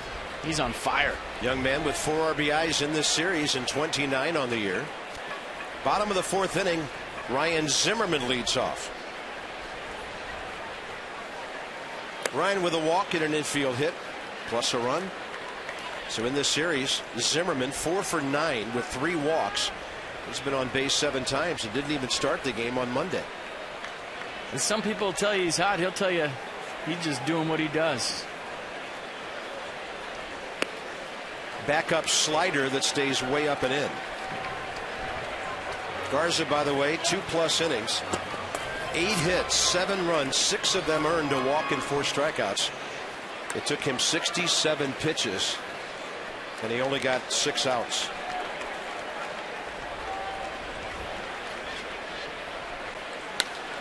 Zimmerman in the air to right for Kosuke Fukudome. Oh, and now they look at each other and the ball falls in. Darwin Barney kept going out there. Now FP, isn't the second baseman supposed to go out until somebody calls him off? Well, that's the right fielder's ball all the way. Mike Quaddy's shaking his head wondering if it can get any worse. And I don't know at this point for him in the Chicago Cubs, because this is the highest level and that play has to be made. It's that simple. You got guys, a manager would rather see 2 guys crash into each other full speed and have the trainers come out and the ball drop than this happen. And it might be that time of night when Kosuke Fukudome didn't see the baseball. There's always that 10-minute window before the lights take shape, and as an outfielder, you're out there praying that the ball's not hit to you, because once it gets out of the stadium and over the lights, it blends in with the night sky. And that might have been the case. But that is not easy for Mike Quaddy and the Cubs to look at, I'll tell you that. Not to be overlooked, Ryan Zimmerman running hard all the way, easily standing on second when the play's over. Good call. Did I just hear them say E9? Well, that's a base hit. Nobody touched the baseball. He lost it in the sky. So how could they give Soriano a single for 2 RBIs on the other day? Well, the only way that that's not a hit is what you and Davey Johnson were talking about the other day with a team error. Yeah. There's no such thing as a team error. That's a base hit. It dropped. There was no glove on it. It's a base hit. Well, I'm not going to mark down E9 yet, because I think somebody from the Nats is going to go to the scorer and say, are you kidding me? That's a great shot of Fukudome looking up. And I'm telling you, folks, it is a horrible feeling as an outfielder when you look up and you can't see the baseball. And it's when that sky is just at the twilight. It's kind of light blue. It's not black yet. You don't have that good backdrop. And the ball just kind of blends into the sky once it gets out of the stadium. Samardzija gets his second strikeout as Michael Morse goes down. You see how it's light right there? And when the ball gets out over the lights, it just blends. It's gone. It disappears. And the thing we need to make folks understand is those light banks, the lights don't shine straight out. They shine down on the field. So the ball like that gets easily above where the lights are, and it just disappears. There's no way they can rule that an error, in my opinion. Those lights are aimed down at the playing field, not straight out from where they sit on the roof. Jason Worth is 1 for 2 with an RBI hit.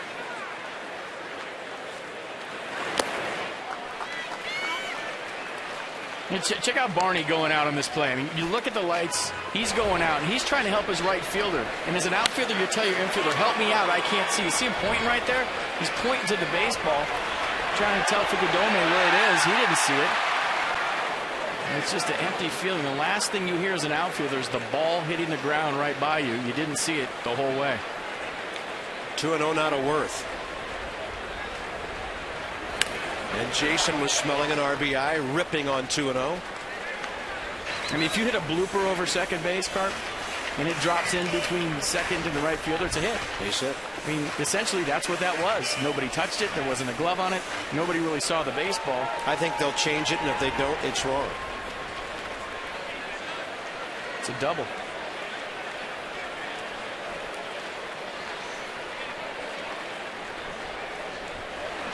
Worth waiting for a breaking ball, got jammed. Who's going to catch this one? Soriano with that little one-handed skip of his.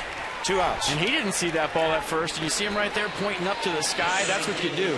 You kind of take your finger up over your head, you twirl it in a circle, and that's telling all the infielders, man, this is that time and I need help. And it took him a while to search and find that baseball.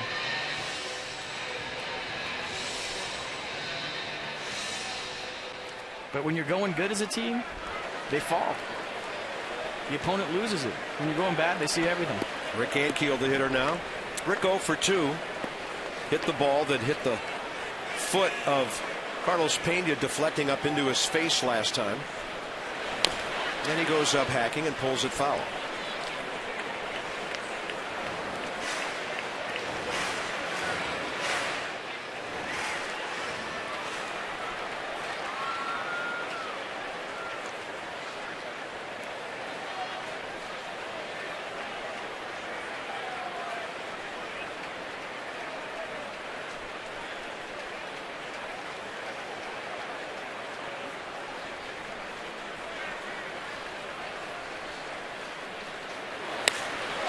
Ankiel pulls this ball.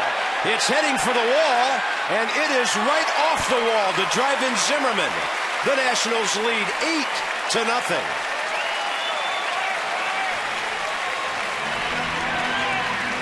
Rick Ankiel's 11th RBI. 9th double this season for Rick Ankiel. Nice job of digging this ball out. Look where the pitch is. Down in the zone. He beat a good pitch. And he has been absolutely locked in, seeing the ball big. So a couple of doubles, and I'm sticking to that. A couple of doubles, and the Nats add on. So Rick Ankiel is now 9 for his last 18. Here's Ramos. 5 out of 8 in this series with 4 RBIs.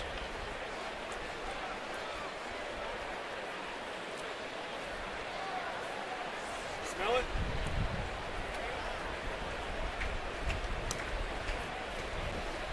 Nats have 10 hits already.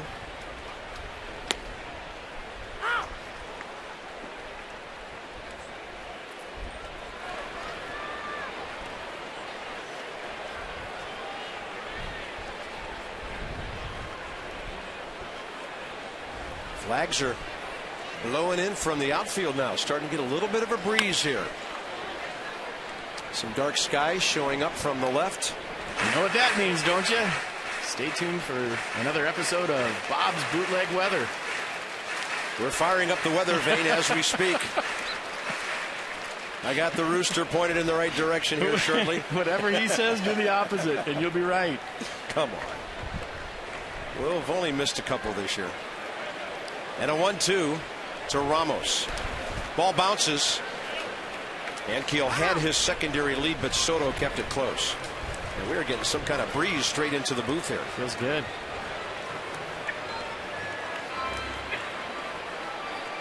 Springtime comes back for about 5 minutes.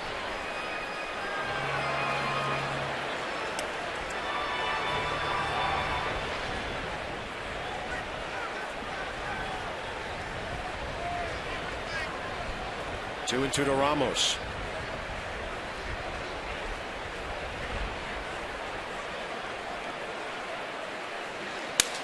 Right up the middle and easily speared by Samardzija. The Nats will pick up a run in the bottom of the 4th, and out hitting the Cubs 10-3, leading 8-0.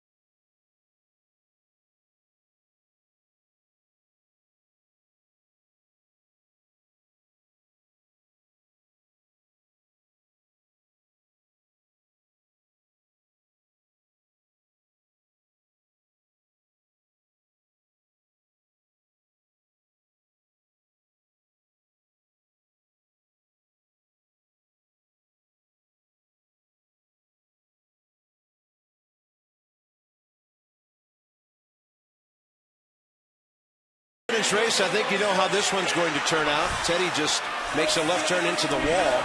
They actually started out the race walking, and then Tom's going to come around the outside and steal one.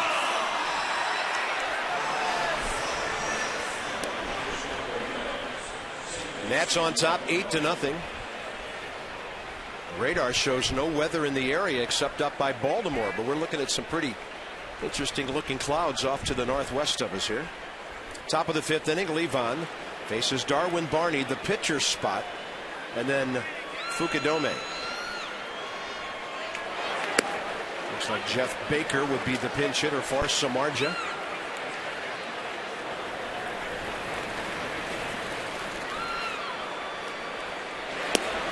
That's perfect, right around the knees on the outside corner. 1 ball, 1 strike.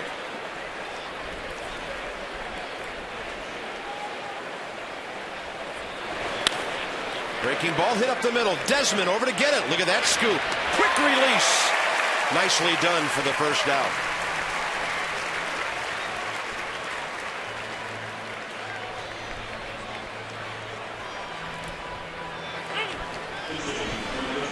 Remember last time Barney hit one up the middle, he beat it out for an infield single. This one, Ian Desmond has a little more time and gets a little more on the throw. The one before that was on the grass behind the base. That one was on the dirt, so a shorter throw. Same type of throw, and he's able to get Barney on this one. Jeff Baker hasn't played since he was taken out of the game Tuesday night with back spasms. Right after he threw that double play ball away, and the Nats capitalized. Look at ANKIEL cutting that ball off. There's a play, and he is out. That can't happen down by 8 runs. Yeah, you cannot do that down by 3 runs, 4, 5, 6, 7, or 8. 2 outs in the inning. Not against that kind of arm.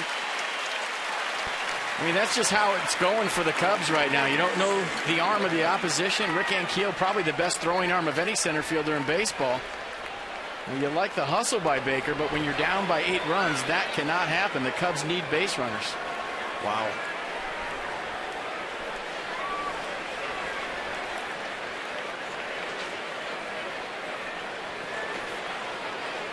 And he's telling Marlon Byrd, I didn't know he had an arm like that, but you have to know that as a major leaguer.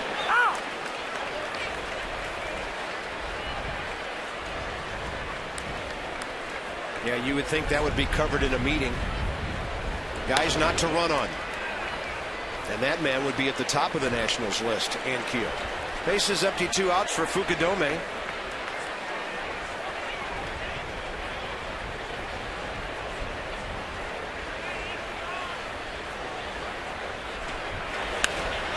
Levon with what appeared to be a high changeup and a pop-up. Danny Espinosa. Folks, if this is a dream, do not pinch me. Halfway through the ball game, 8-0 Nats.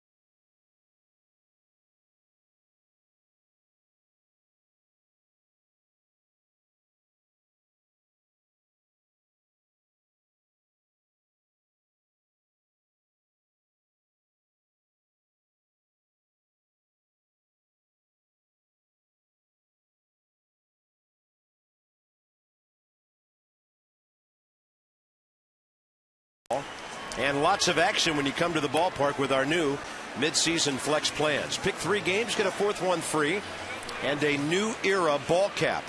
Nationals.com/flex for more info. Oh.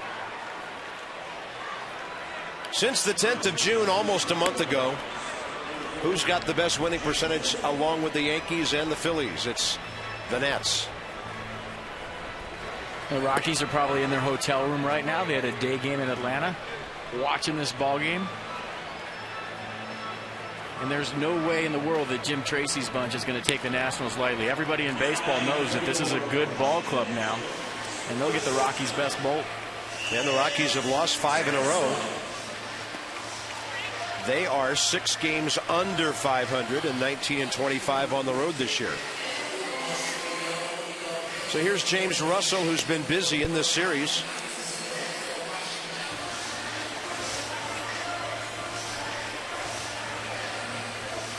He pitched an inning and a third, scoreless with a hit on Monday. 2/3 of an inning in the 8th inning, scoreless on Tuesday. A fastball, slider, curveball change from Russell. Ian Desmond leads off 0 for 2 with a couple of Ks tonight. Samardzija got 2 innings, 1 run. I haven't filled in the earned run or unearned run category yet, because we still think that Zimmerman fly ball is going to be changed to a hit. It's a double in my scorecard, and it's staying that way.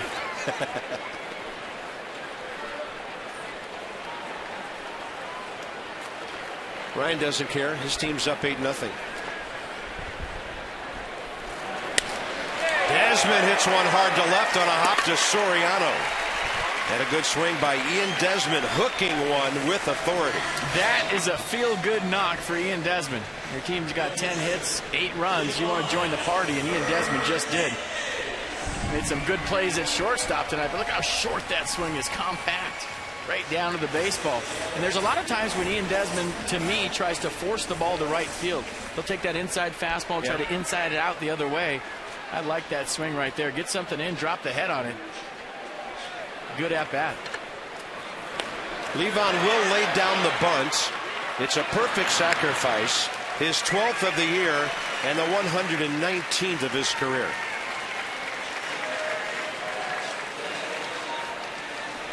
Top of the order now for Roger Bernardina. That's a beautiful thing when you got the pitcher doing that. He gets himself right off the field and back in the dugout for a breather. And no shocker that Livan Hernandez has touch around the greens when he golfs, because you watch him bunt, same thing. Yeah. I mean, his short game is unbelievable in baseball and on the links.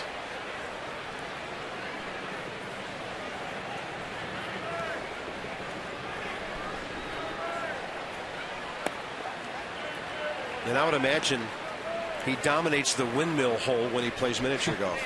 He's one of those guys that could take up curling tomorrow and be in the Olympics in 2 years. I mean, he's just that good an athlete. Does Cuba have a bobsled team? He could do that too. You name it. He's those guys that you hate when you're growing up. Oh, you want to play ping pong today? And then, you know, he skunks you. But let's try bowling tomorrow, 280. I mean, when he first took up golf, he couldn't make contact. He swung and missed 3 times before he made contact with a golf ball when he was with the Florida Marlins. Now he's scratch. I don't like him anymore. Yeah. See? Told you, he's one of those guys you just... I mean, he ruins the party whenever you start to play. And then he smiles at you and you're all in love with him again. Lawn charts, he beats you. It doesn't matter what it is. Hula hoop. Roger Bernardina takes a big swing and the count's even 2-2. He has doubled and scored and singled home a run tonight. And Bernardina has his average back up, flirting with 270 with a hot hitter on deck.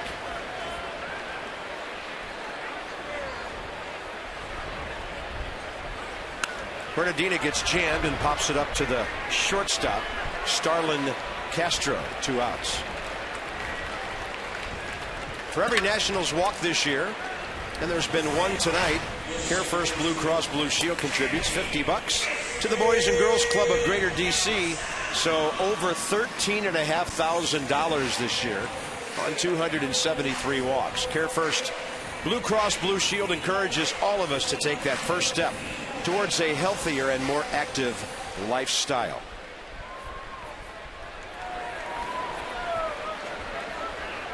Danny Espinosa right-handed now for the first time tonight.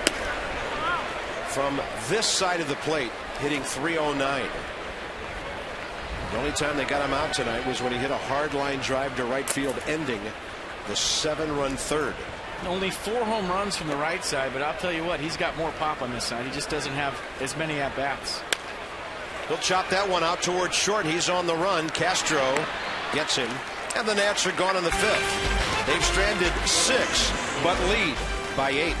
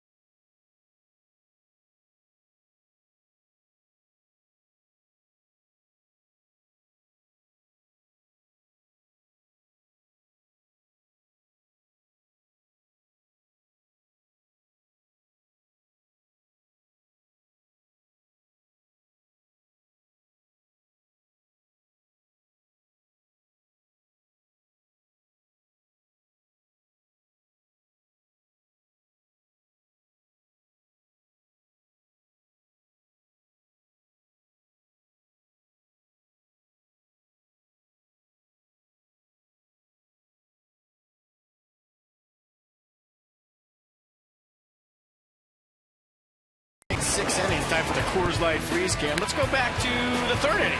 Michael Morse scoring the whole range and far to his right. You look at the throw, look at the release point, and watch where he hits Livan Hernandez with this throw on the run. How good has Michael Morse been at first base this year? That was a great play. A 2-star play on my scorebook. Coors Light freeze cam brought to you by Frostbrewed Coors Light. Getting it done. RBI hit to go along with it. Top of the 6th. There's Starlin Castro for the Cubs. Breaking ball, yes, from Livan, who right now is averaging about 13 pitches per inning through 5.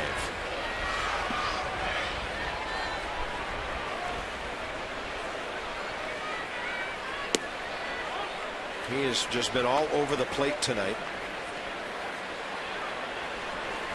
The only man he gave a free pass to was Ramirez, who he hit with an off-speed pitch back in the 1st. On the corner, and Mike Muchlinski, the young umpire, starting to expand his zone along with Livan here in the middle of the ball game.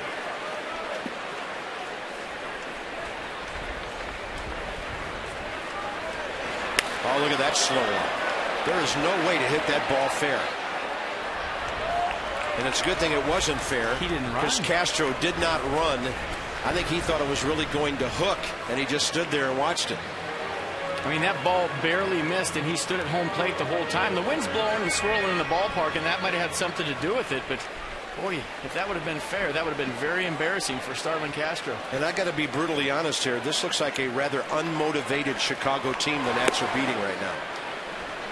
They are 18 games under 500, the farthest they've been from the 500 mark this year, thanks to the Nats 3 days in a row. And a 2-2 pitch to Castro. Goes with the fastball. There's a chopper for Danny Espinosa. 1 out, top of the 6th. 3 and 4 coming up, Ramirez and Pena. By the way, the Nationals have held the All-Star Starlin Castro to 1 out of 12 in this series. I just figured something out with my University of Miami math. If the Nats hold on to win this game, at the very worst, they'll be 500 at the All-Star break. And that's pretty cool. Yeah, with 3 to go.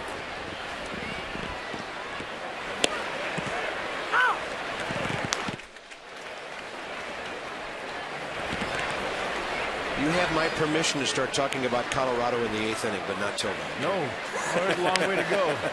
It's only the 6th. There's a long way to go in this baseball game. Never look ahead in this game. Although Davey Johnson did say today that part of his basic managerial philosophy is to do things today to win a ball game that will benefit you tomorrow.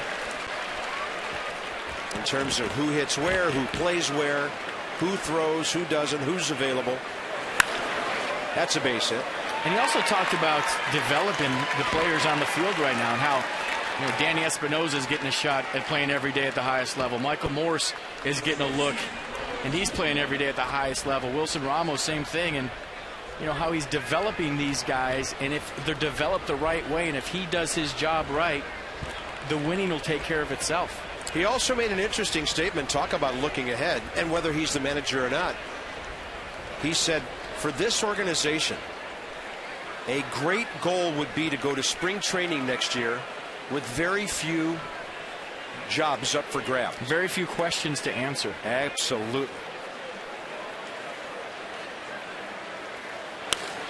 How to play. And I remember a conversation you and I had with Jim Leland when the Nats played the Tigers down in Florida.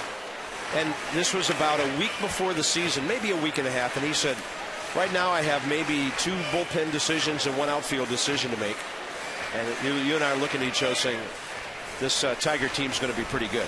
Well, Davey told us the same thing. In spring training, he said everybody's worried about who's going to play left field, who's going to hit third, who's going to play first.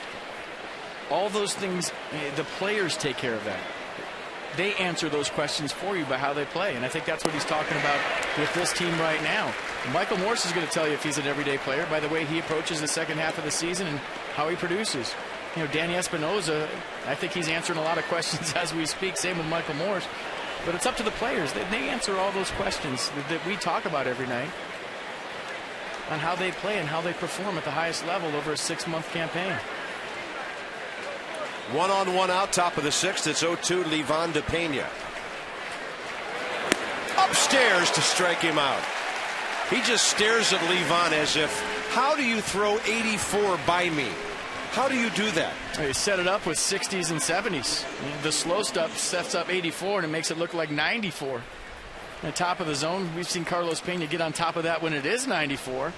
But because of all the off-speed stuff, it speeds up Livan Hernandez's fastball. Perfect illustration of something Ray Knight brought up, I think 2 days ago, invoking a quote of the great Warren Spahn, who said hitting is all about timing, and as a pitcher it's your job to disrupt that. And Livan Hernandez has guys wondering what time zone they're in at times. In, out, up, down, slow, fast. No balls and 1 strike to Soto. Cubs are going to Pittsburgh after this one tonight.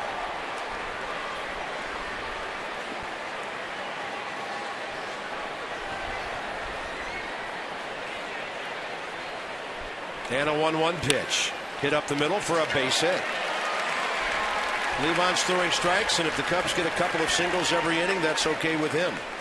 He has, as we say, scattered 6 base hits so far. Right straight up 9 o'clock here in our nation's capital. Good crowd on hand, Nationals Park.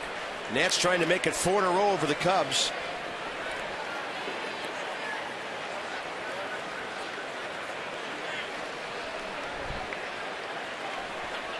And it's 8-0.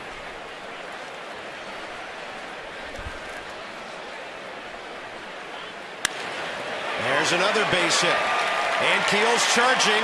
Runners holding. Don't think that throw last inning doesn't have something to do with that. And the bases are loaded with 2 outs. Well, you just can't take a chance of getting somebody thrown out at the plate down by 8 runs. Good arm, bad arm. Doesn't matter who's playing center field. You need base runners right now, and that run is irrelevant. So you have to hold the runner, but all of a sudden, the Cubs are making a little bit of noise.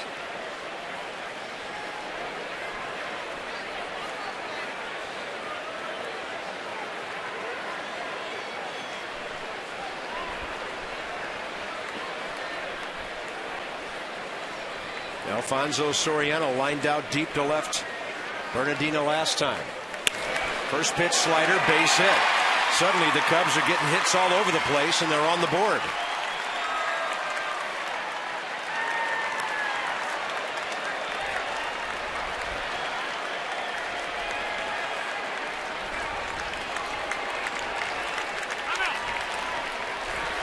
Steve McCaddy will make a visit. Cubs had 1 on, 2 outs, and now 3 consecutive singles.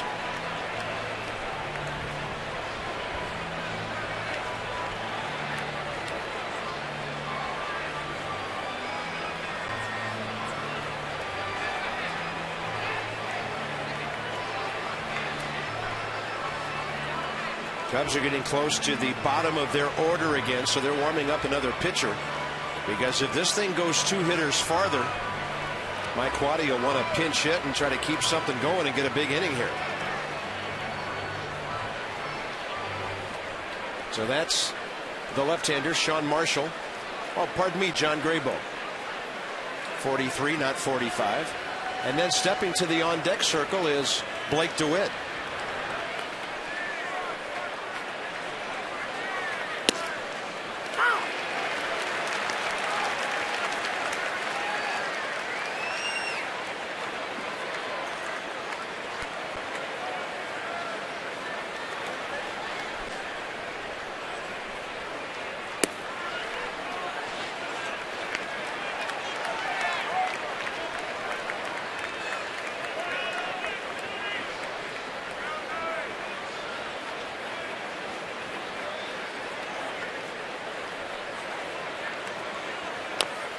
And a swing and a pitch way outside. 1 ball, 2 strikes.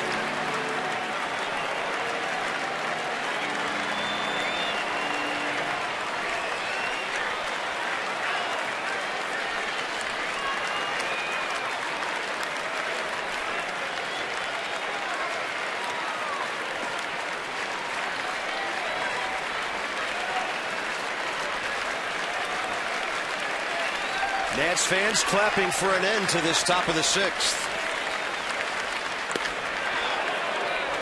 Tantalizing slider. And the one thing you have to be careful with right here with Barney is that backdoor two-seam fastball. We've seen him in this series. He goes to right field very well. He'll be on that pitch. Maybe try the 60-mile-an-hour ephus curveball and a fastball in. See where he goes.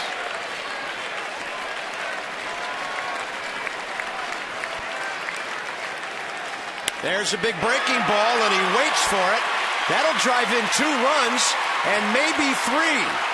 They're going to hold Soriano at third. It's now an 8-3 game.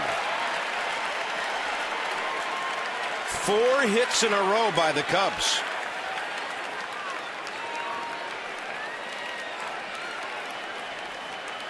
A nice piece of hitting by Barney, just staying back and being all over that off-speed pitch from Livan Hernandez. Good hustle by Rick Ankiel to keep Soriano at third base. And I thought that was a bases clearing double. Nice play by Ankiel. Nice hustle play to get that ball in. Blake DeWitt, the hitter. And this is getting interesting.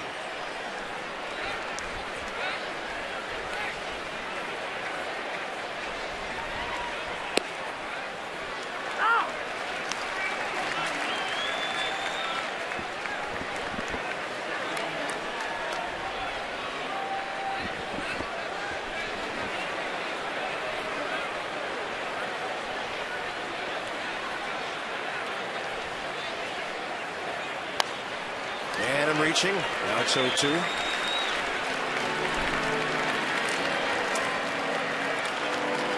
Livan has to get out of this inning. One more hit, and this is almost a brand new game.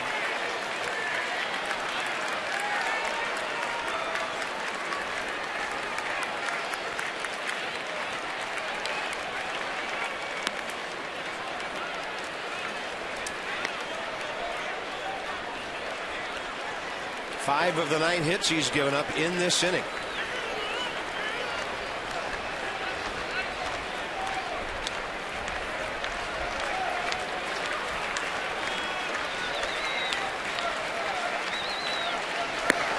Last night, Cincinnati had an 8-0 lead at St. Louis, and they won the game in extra innings. Well, this becomes a big part of the game for obvious reasons, but Drew Storn has been working very hard lately. Davey Johnson would love to give his big guys in the bullpen a night off. On a pitch up, that's hit deep to right, and it hits the foul pole, and it's now 8-6.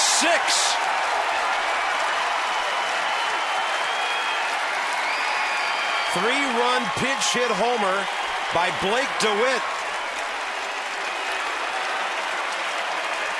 The Cubs appeared dead in this series minutes ago. Not anymore. Quick strike offense from the Chicago Cubs.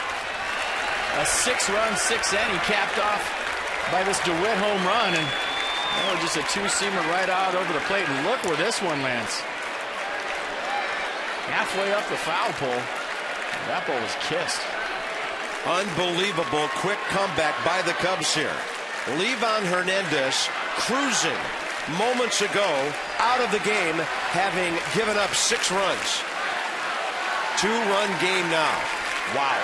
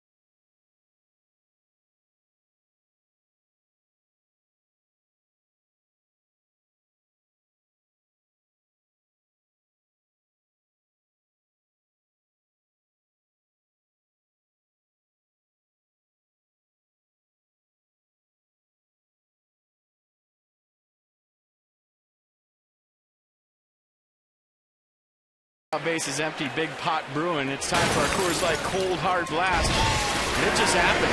Blake DeWitt got all of this pitch from Livan Hernandez. Look where it is, up in the zone. Livan Hernandez working down all night long. He left that one out over the plate. The second home run for DeWitt this season, the third pinch hit home run for the Chicago Cubs this year. Well, he left the breaking ball up to Barney, got the 2-run double. Fastball up, and just like that, the Cubs drive in 5 runs on 2 swings. Todd Coffey facing Kosuke Fukudome, the 9th Cub to bat here in the 6th inning. So the Nats have had a 7-run frame tonight, and now the Cubs have a 6-run inning.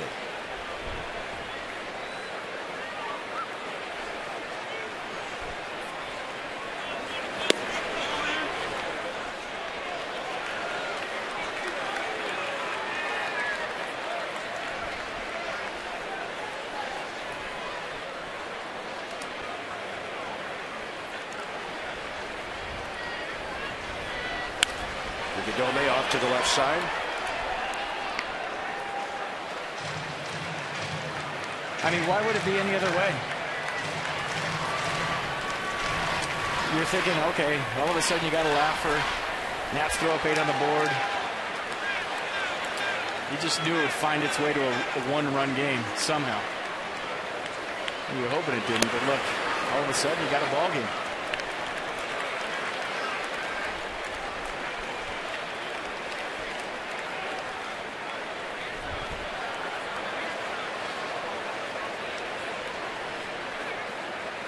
Three and one from Coffey to Fukudome.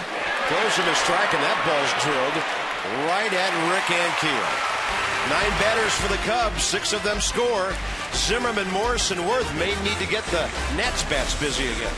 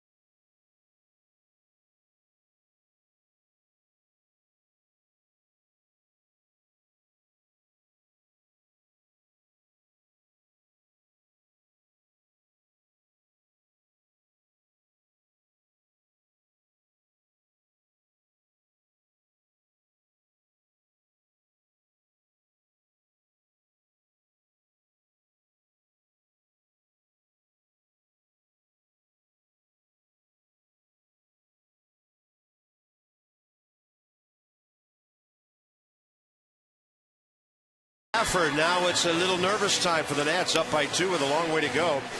Complexion of the game changes in a hurry, and it goes to show how location is so important for a pitcher. It does, and it goes to show you how the ball is carrying here tonight. A very warm evening. The ball is flying out of this ballpark, so the park playing small tonight. You know, any mistakes are exaggerated. And how about the Cubs? They got a little fight in them. Yeah, just when we thought they were going to fade into the night and drive or fly over to Pittsburgh with a 4-game sweep at the hands of the Nats, still could happen, but a lot of baseball left in time to get the bats busy again. Well, you would have ideally liked to give your bullpen and your big guys a rest tonight. Drew Storen's been working hard. Tyler Clippard's been working hard. You know, the whole bullpen as a whole has been working hard, but hey, you got a 2-run lead. You got to do whatever you can to win the baseball game tonight.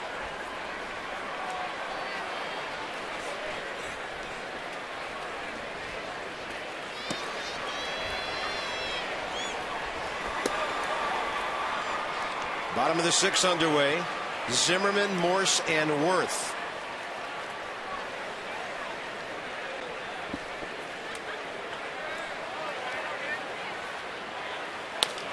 Well, it looks like that error call may stand for the rest of the night unless they change it in the wee hours. Ryan's blooper fell in back in the fourth. They didn't give him a hit, and he grounds out to STARLIN Castro. Action-packed table games, red hot slots, Hollywood Casino, Charlestown races, and the most 3-hit games by a Nat since '05. Ryan has the most of them, and he had one here last night, his first since September of last year. Christian Guzman was often a multi-hit guy. When Nick was hot, nobody could get him out. Michael Morse first pitch swinging. I tell you, they get a quick 1-2-3 inning with 2, 3, and 4 coming up. We've had a pretty dramatic momentum shift here. May have already. Nats box a busy one. Bernardina, Espinosa a combined 4 for 8. Zimmerman should have 2 hits. RBIs, Morse, Ankiel, Ramos further on down the order. It's been a good night offensively. Hey, some nights you need 2 runs to win, and some nights you need 8 or 9. Some nights you have to slug. Jason Worth 1 for 3 with an infield hit for an RBI.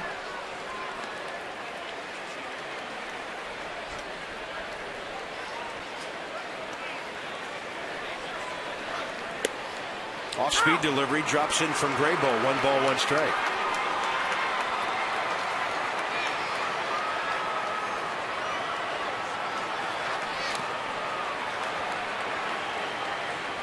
John Graybo, for a reliever, is working in a big-time hurry here, like he wants to get his guys back in the dugout. Well, they got the momentum, and that's what you're supposed to do. Get you back in, get you swinging the bats. Momentum is wearing blue. And that one up high, 3-1.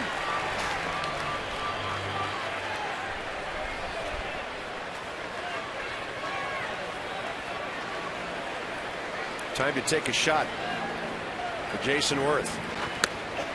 And a good take on a ball nowhere near the strike zone. The Nats have a runner with 2 outs for Rick Ankiel.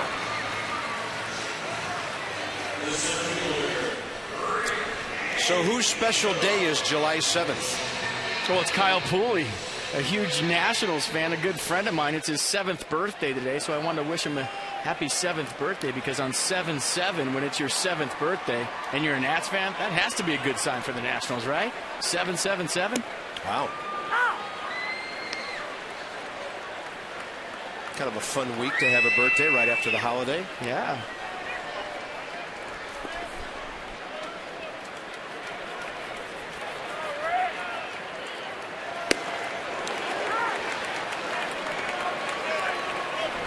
And happy birthday to Christian Nooner on our crew as well. Man, July 7th, I had no idea so many great Americans were born on the same day. Well, 7's my favorite number. This is a lucky day. Well, congratulations to you too. Thank you. 77 today. All these 1-run baseball games. And congratulations to Roger Bernardino, who's playing the number 7 position on the field today. All right, that's enough.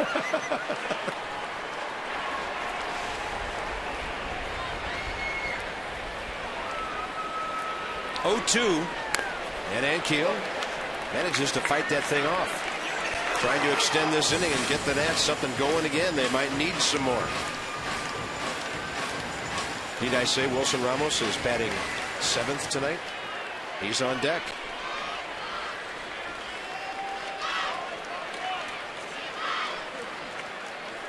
Ankiel strikes out. Top of the 7th is coming up. World War II Memorial. If you're looking for a wonderful nighttime experience, drop by. It is unbelievable.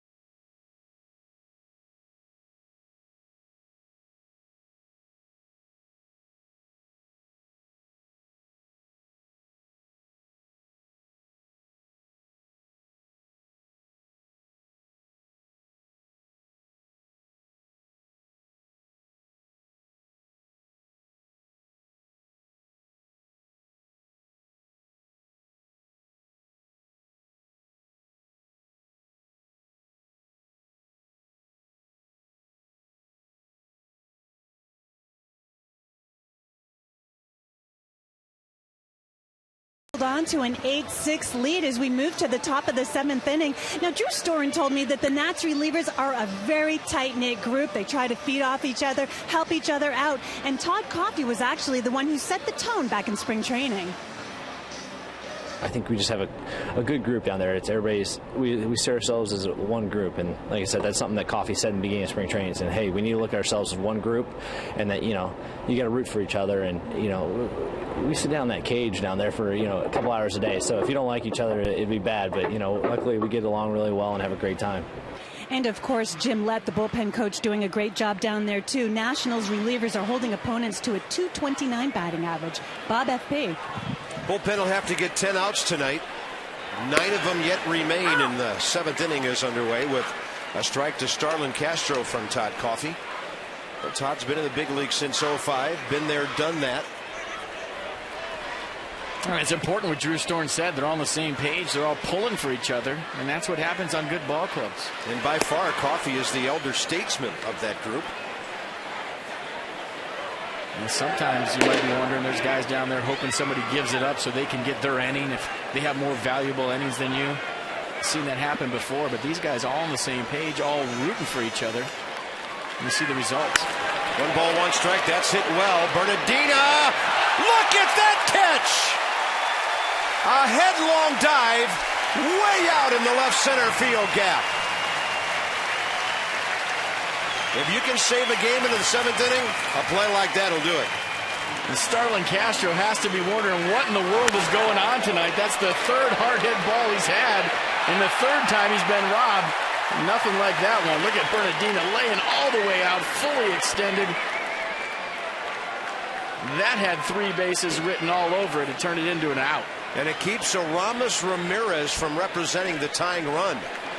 Cub hitters are licking their chops right now, taking big-time swings. Well, Davey Johnson has had a talk with Roger Bernardina, and Roger Bernardina came up to him and said, "Hey, Skipper, you know what? I'm going to work on my jumps in the outfield."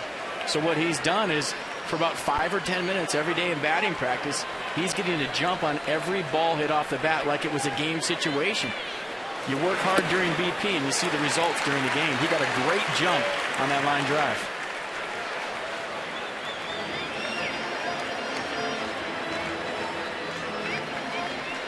Well, Todd Coffey now will determine whether or not that play re-grabs the momentum for the home team. Fastball away as he had Ramirez on a couple of breaking pitches. 0-2. Ramirez hit by a pitch and a base hit tonight, 1 for 2.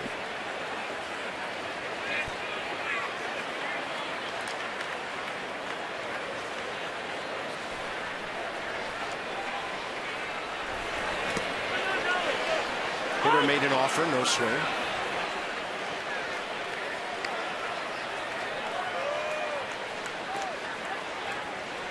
It's just little things like that, and we talk about it all the time, can win you a baseball game. Davey Johnson going up to one of his players saying, "Hey, your jumps haven't been the greatest out there. You're still getting to the ball, but I think they could be better. You're doing a great job for me, but I think you could do better. So here's what I want you to do. Take batting practice, go out there, pretend it's the game. I don't want you to kill yourself and run around like a crazy man for 3 groups for an hour out there, but take 5 or 10 minutes and play every ball off the bat like it's a game situation and work on your jumps." And that's the only way to get better and get better jumps as an outfielder, is working on it in BP. 3-2 with 1 out. Ramirez way out ahead of that one.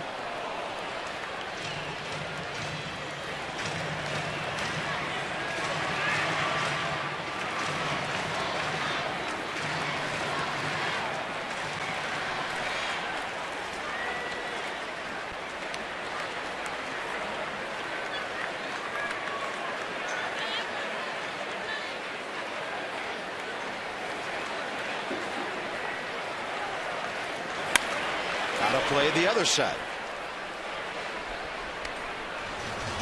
You can take the Nats with you wherever you go this season. MLB.tv, baseball everywhere. To get more info and to order, go to nationals.com. Check it out. Live on demand on your computer or your favorite device. 3-2 with 1 out again. And a walk. Todd Coffey had Aramis Ramirez 0-2, and Davey Johnson's going to take him out. He doesn't want Coffey against Pena. So Todd Coffey, with the help of Bernardino, will get 2 outs. He'll walk a batter. And it'll be Sean Burnett against Carlos Pena when we come back. Long way to go in this one, still in the 7th.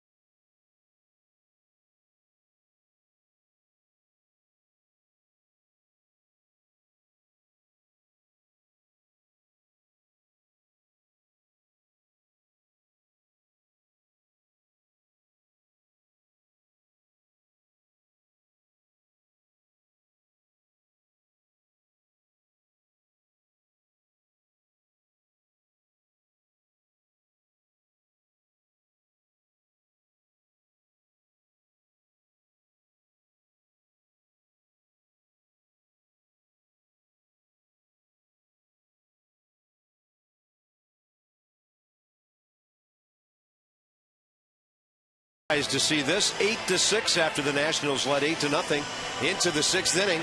A lot of hitters having big nights. The end came quickly for Livan, who is still in line for the win. And we'll see if Roger Bernardino indeed did save the day here in the 7th inning. Yeah, let's check out the circus catch one more time from Roger Bernardino.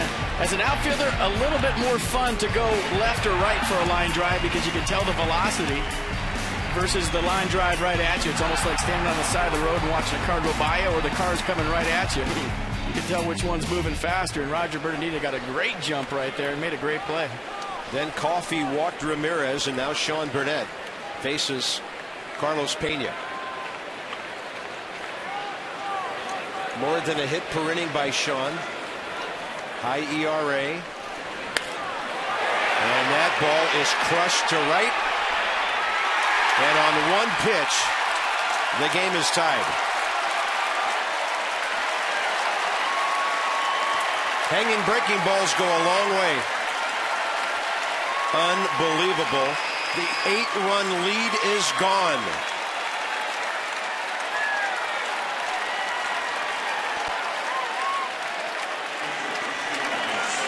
Yeah, look at the pitch from Burnett. You know he's sitting soft because that's why they brought you in. A lot of times when you bring a left-hander to face a left-hander, left-handed hitters will look for something off speed. Why would they bring you in to throw a fastball? Pena guessed right and got it. And this one starts all over again. Pena's second homer this series. I don't think I've ever seen 8 runs disappear in such a hurry. The Cubs can hit. And we knew that coming into this series. There's no doubt about their offense. Soto the hitter. As Sean Burnett's troubles continue. He's now been scored upon in 12 of his 39 appearances this year. Well, this is where he has to regroup and get an out. I mean, the home run's the home run. It's done. It's history. It's what you do after it that counts. You can't afford to put the winning run on a 4-pitch walk. Wow.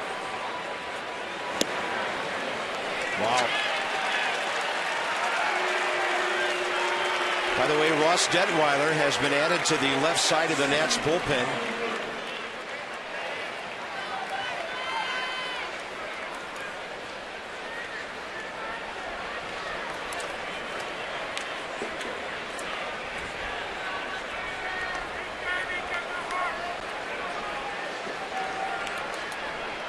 Now you give up the home run, it's a punch to your gut, but you got to find a way to get out of the inning.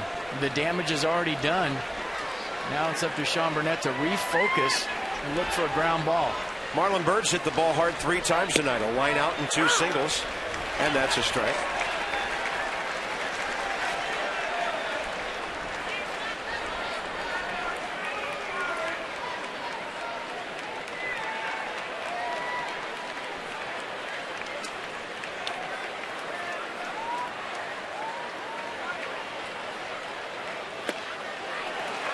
And Burnett gets him 0-2, having the right-hander pull off that pitch.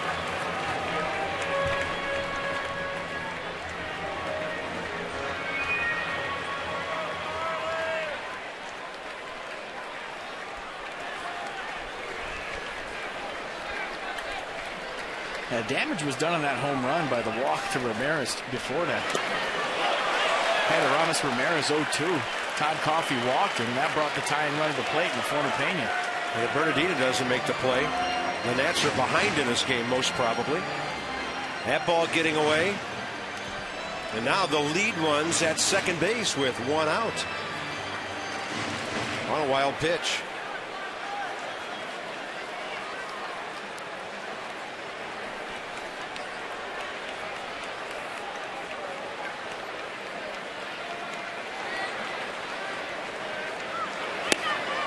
Good breaking ball down and in to the right-hander.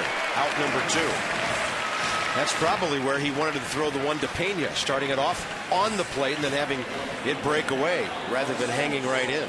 Yeah, that pitch to Pena was right out over the plate. This one a little more sharp, a little back knee job for the swing through strike 3. So good adjustment on the off speed from Sean Burnett. And Alfonso Soriano now.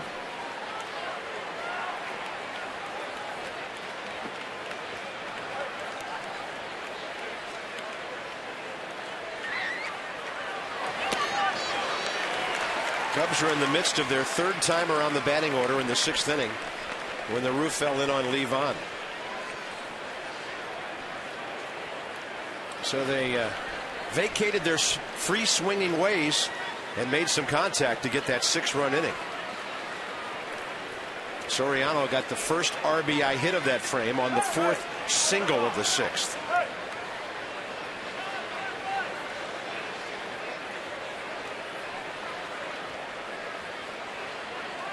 And somebody yelled from the dugout, step off, and now Steve McCatty's going out to the mound. And Sean Burnett took a long look into the dugout before McCatty came out. I'm wondering what the discussion is about. Nobody up in the Nationals bullpen right now. This isn't a stall piece to give somebody some time to get loose.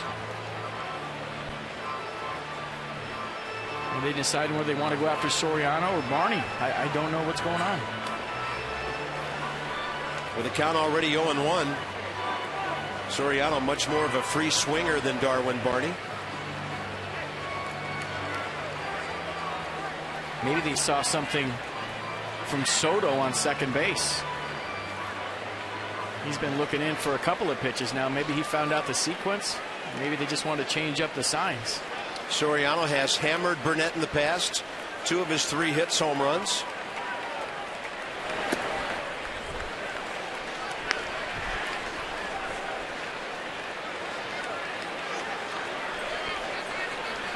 And you know who the best signs dealers are, right? Catchers. Yep. They know all of them. They know what sequence they're using. It probably takes about 2 pitches. I don't know if he's doing it or not, but it happens all the time at this level. That's probably what that whole conversation was about.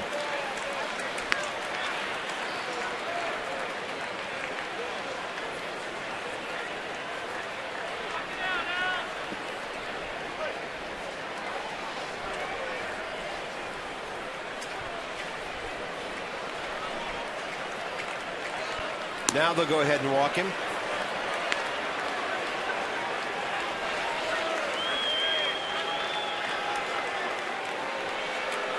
Three walks in this inning. Cubs have 1 hit. It was a heartbreaker. And now here's contact man Darwin Barney, who got them thinking they could make a comeback when he drove in 2 last inning to make it 8-3.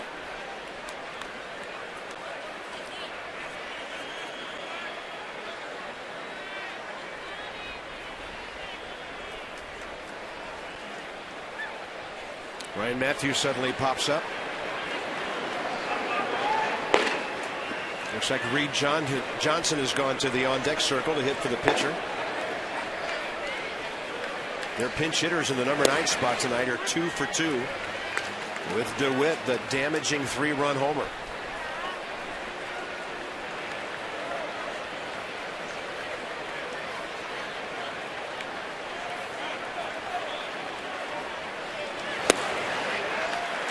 Good two-seam fastball right there from Burnett. Just turned it over.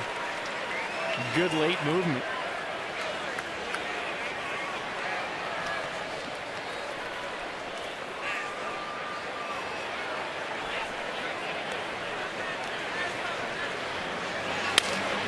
To the shortstop, Desmond, looking to Espinosa. And another painful inning is over.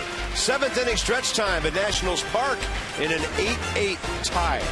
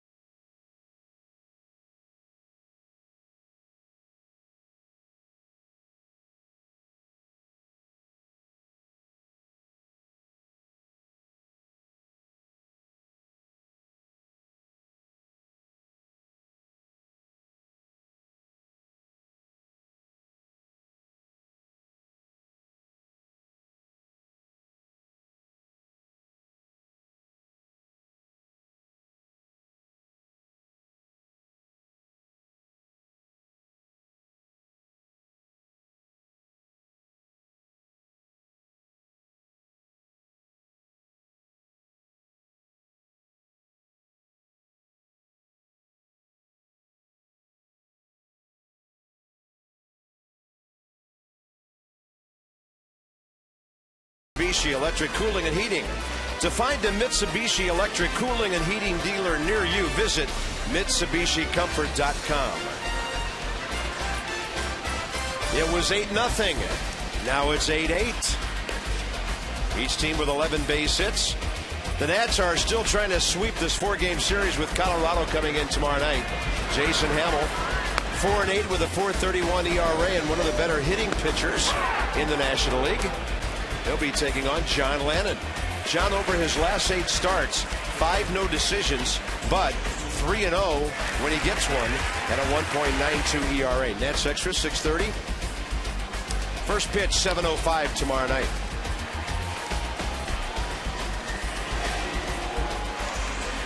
They're going to use Reed Johnson as a hitter. Why not get him into the ball game on a double switch for the Cubs? So ALFONSO Soriano out. The Chicago pitcher is hitting in the number 7 spot, and that'll be left-hander Sean Marshall. Boy, the Nats have seen a lot of this bullpen in this series.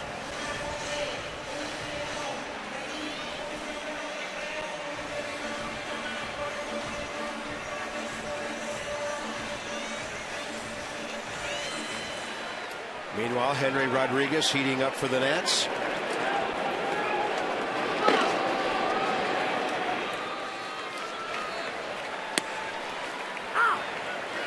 Wilson Ramos 1 for 3 with an RBI double.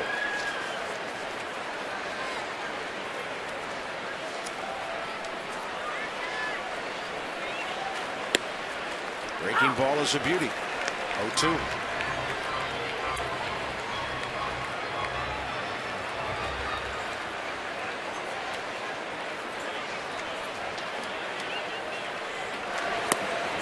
Goes with another one a little bit further outside. Ramos couldn't reach it. Tonight's copyrighted telecast presented by authority of the Washington Nationals and may not be reproduced or retransmitted in any form. And the accounts and descriptions of this game may not be disseminated without the express written consent of the Washington Nationals. And Sean Marshall's a strike thrower. He's allowed just 9 walks, has 40 strikeouts. That was his 41st. And a fastball, slider, cutter, curveball for Marshall, and just saw 3 beautiful hammers.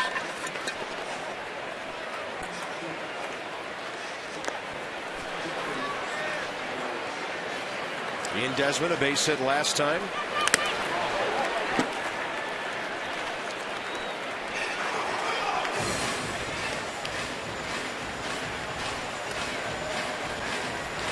Number 9 spot is next, Brian Bixler.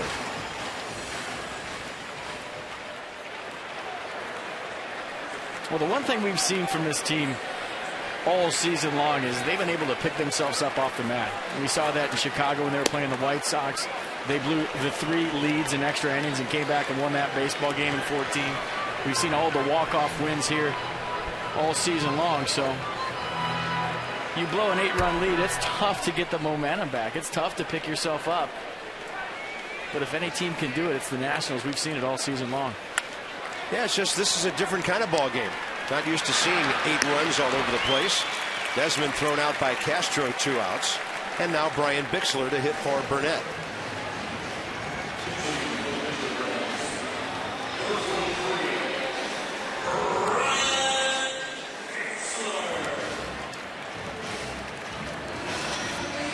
So Sean Burnett will go 2/3 of an inning, give up a hit on the homer, a run, 2 walks, 1 intentional, a strikeout.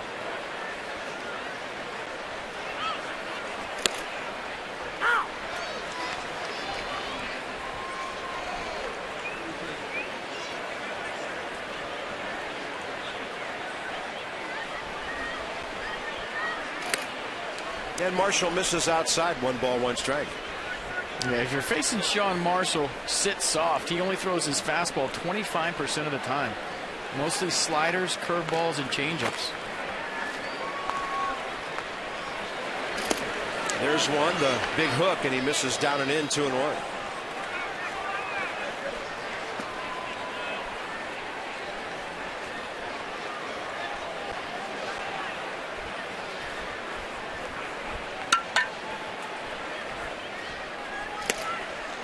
He's really working that outside corner to the right-handed batters.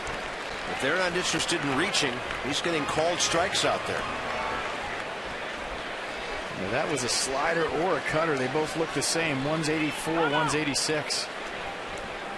He's just starting that pitch on the outer half off the plate away and bringing it back. So anything away, you got to really stay on if you're a right-handed hitter. Can't give up on it. He buries that one down and in, 3-2.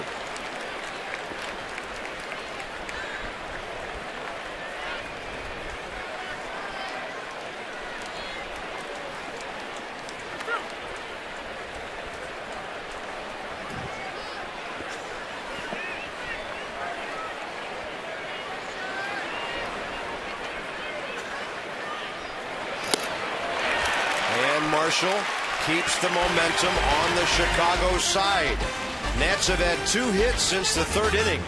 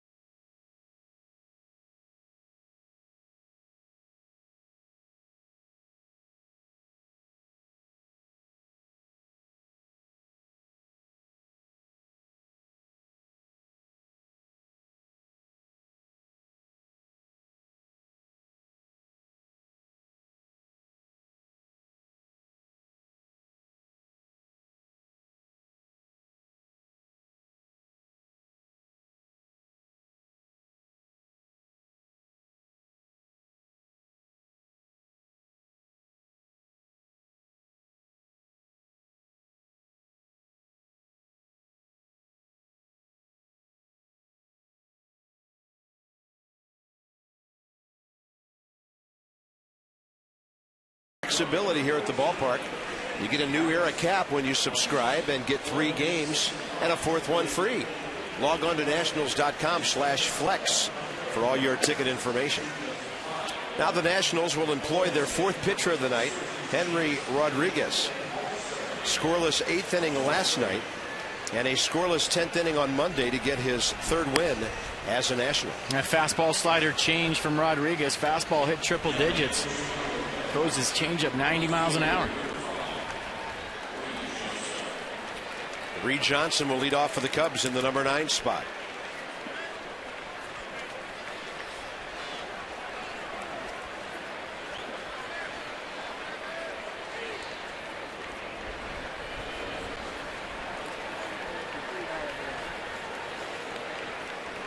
Feisty, tough line drive hitter, this guy. He had 2 hits in the leadoff spot last night, a double, leading off on Tuesday.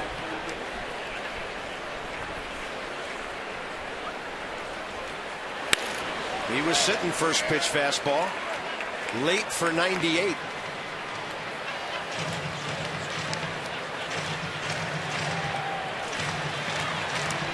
FP talks about this all the time. This guy's key is strike one, because if he can get ahead of you and get his breaking stuff anywhere near the plate,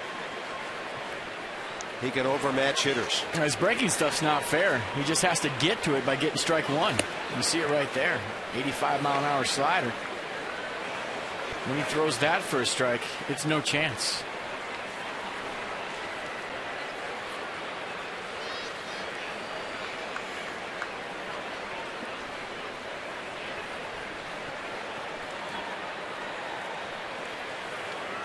And Reed is right over, Johnson rather, right over the inside of that corner. He commits on the breaking ball, and that's strike 2.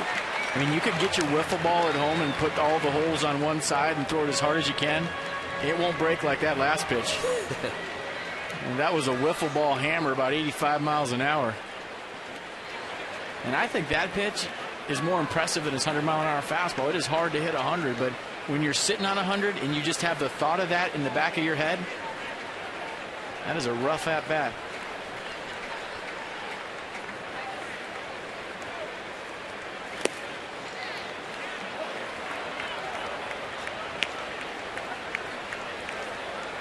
Top of the order next with Kosuke Fukudome.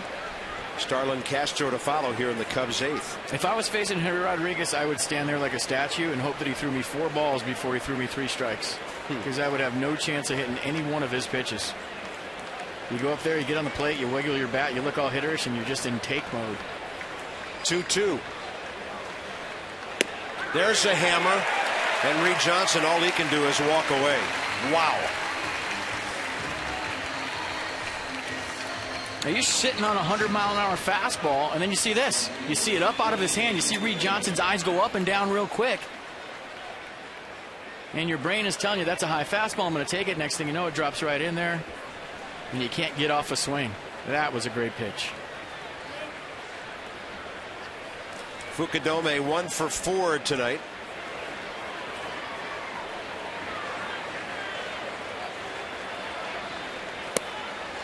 .101. Low ball 1.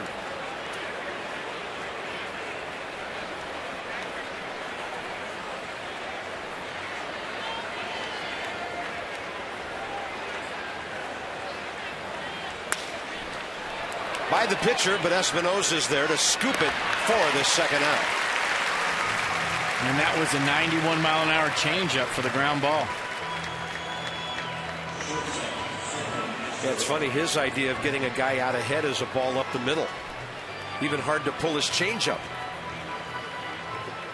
I mean, if Henry Rodriguez ever consistently establishes a strike zone, and he's been getting better every single outing. Davey Johnson's been giving him some pretty big innings lately. And Bob, you and I have talked about this, off camera. I think he could make a great starter someday. He's got 3 above-average pitches: fastball, the slider, and the changeup. And if he can throw strikes, he'd be like a Justin Verlander type. 100-mile-an-hour fastball, nasty hammer, good changeup. Yeah, you wonder about his mentality in terms of pacing himself for a long start. He can take a little off and throw 95, 96 the first couple of innings. But if he walks a couple of guys, that's a big problem. This 1 inning thing, or maybe 4 or 5 outs here and there. I mean, it's pedal to the metal for 5 to 10 minutes, and then we'll see tomorrow. And he seems to thrive on that. But what an arm.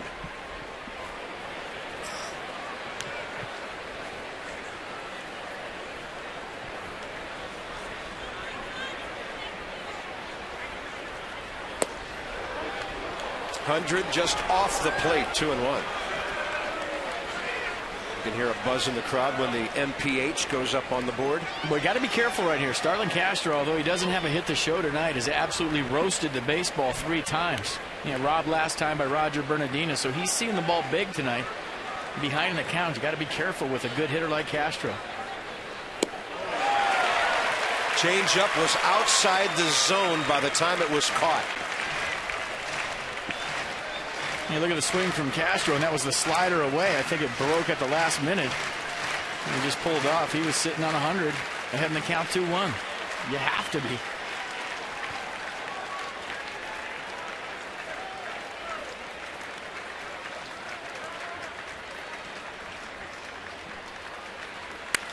Slider hit out to right center and hit pretty well. ANKIEL can't get it. Great approach by Castro. And as FP mentioned, hitting the ball beautifully all night long. Cubs have the lead run aboard here in the 8th. Yeah, there's a reason there's 2 stars on the back of his jersey, and you just saw it. Hang in there tough with 2 strikes, letting the ball get deep, going the other way. That is a beautiful swing, and he's had a bunch of beautiful swings tonight. Look at that. Ball up in the zone, staying on it, going the other way. That ball had a lot of backspin and found the gap. Matchup of the game now, Rodriguez and Aramis Ramirez.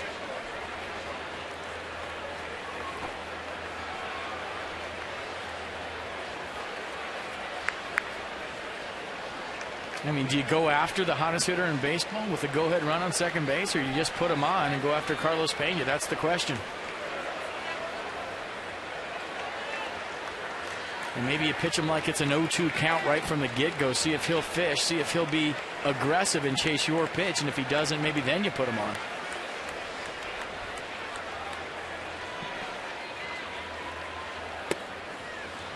First pitch changeup.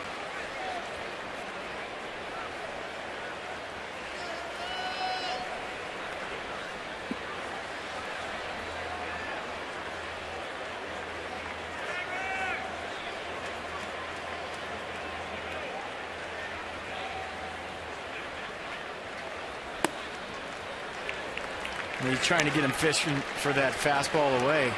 2-0 count. Got to be very, very careful. This could just be a good old-fashioned unintentional intentional.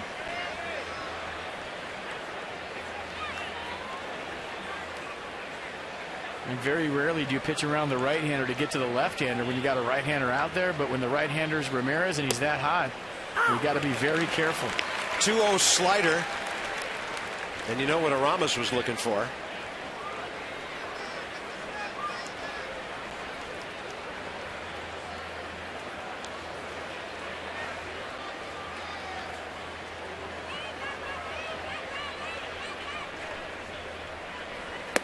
Three and one.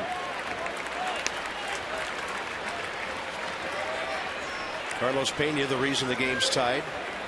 Hit a homer on Sean Burnett's first pitch last inning. Castro has doubled here in the 8th with 2 down.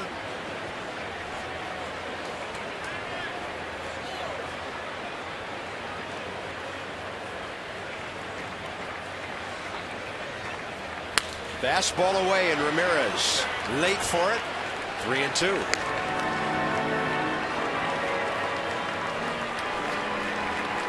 I think if you're Henry Rodriguez here, you throw the best curveball, the best slider you can possibly throw. Just throw it as hard as you can and live with the result.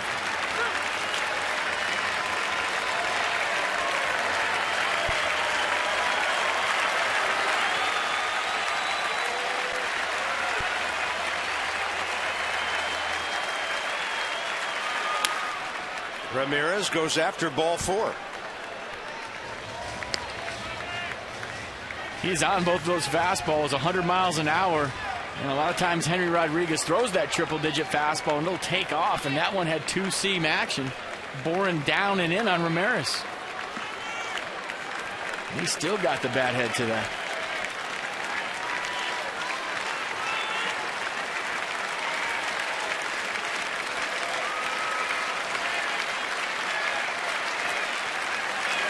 Breaking ball.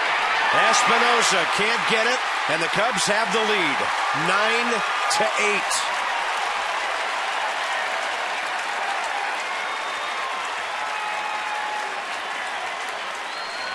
Danny Espinosa got a piece of it. And some pitches high in the zone here in the last 3 innings have just killed the Nationals. And I guarantee you he didn't mean to throw this for a strike, but he did. It was up in the zone, and Ramirez beat him. And trying to throw that 3-2 hammer in the dirt. And that's just a guy that's so hot that you have to be ultra careful to. You can't give him anything to hit. And he's beyond locked in, and we've seen it this whole series. Ramos Ramirez, 6 hits in this series. That was his 5th RBI. Here's Pena, who hit the 2-run homer his last time.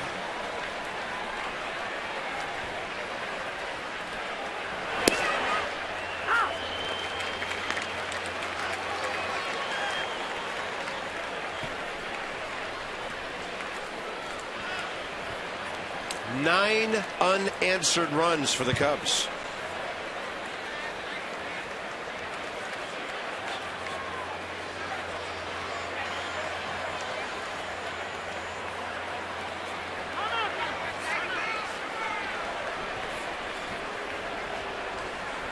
Well, the 2-0 pitch, which was a slider in the zone, evidently got the battery back into thinking they could get the hottest guy in baseball.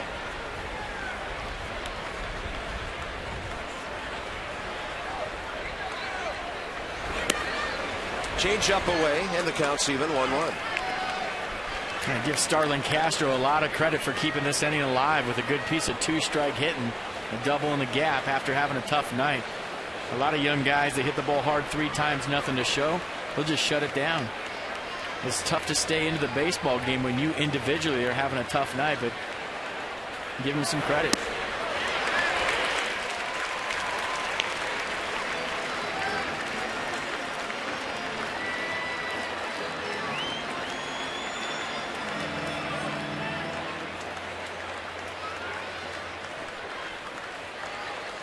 Cubs in the last 3 innings, 9 runs, 9 hits. No runs on 4 hits the first 5.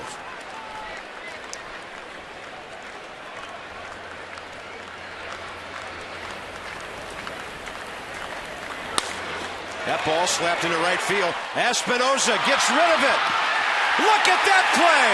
Michael Morse with a great dig. Look at where he threw it from. Are you kidding me? What more can Danny Espinosa do for this ball club? From an E, short right field, falling back into center field. Good pick, Michael Morse. Unbelievable.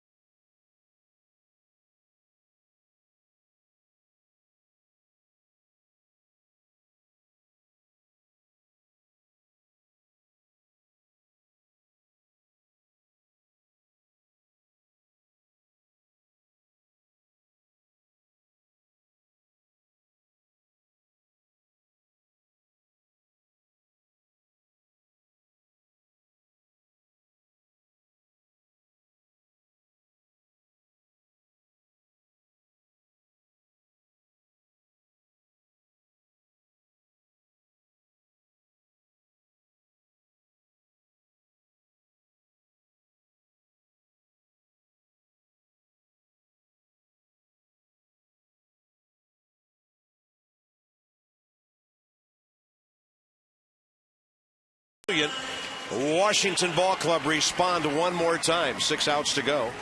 Mid-Atlantic Sports Report Friday from 5:30 to 6:30 tomorrow. Peter Schmuck of the Baltimore Sun will bring you all the latest news on the Nats and the rest of the league as he joins Phil Wood, Mel Antonin, and Dave Johnson. Mid-Atlantic Sports Report, Mass in HD.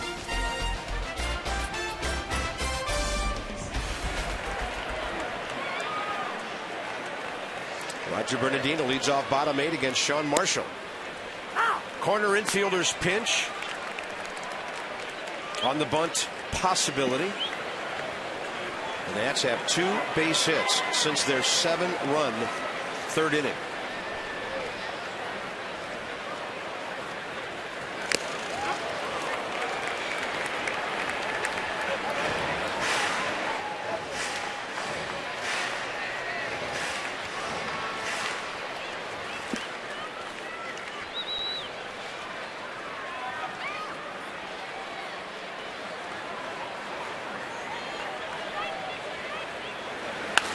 Breaking ball, he hung it on 0-2.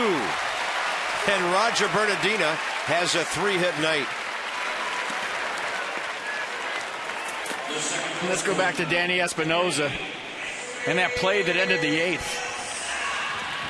I said there was going to be a time when I get bored of this where I've seen it so much that I'll just say, hey, dude, nice play.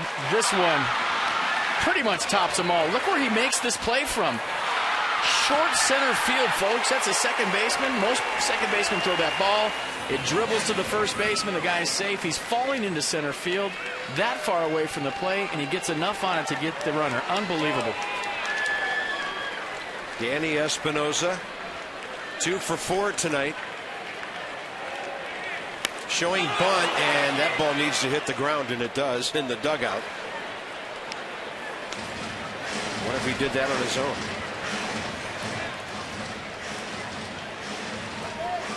That was good contact.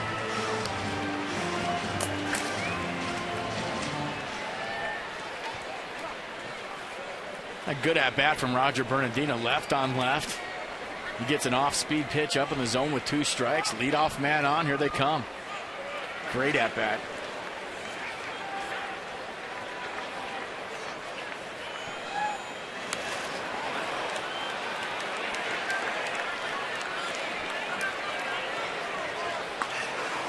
Got to take it off now. Yeah, especially after those first 2 efforts. Doesn't look too comfortable bunting from the right side. We've seen him get some big bunts down from the left side. And a lot of times that's just because you don't have that many at-bats and you haven't done it. So now you got to throw those last 2 out the window and battle with 2 strikes.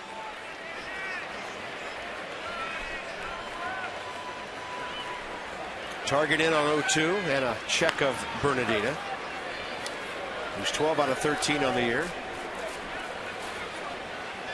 Espinosa stole a base in the first inning tonight, but the Nats didn't need to run after that with all those base hits, 8 of them in the third inning. He hops out to a big lead.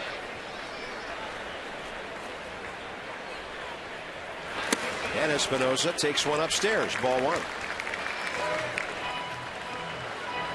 Saw Carlos Pena do something there a moment ago. He kind of jumped toward home plate off of first base, maybe to try to deke Bernardino into leaving his lead off and making it longer, and then he hopped right back to the bag in case there was a throw over.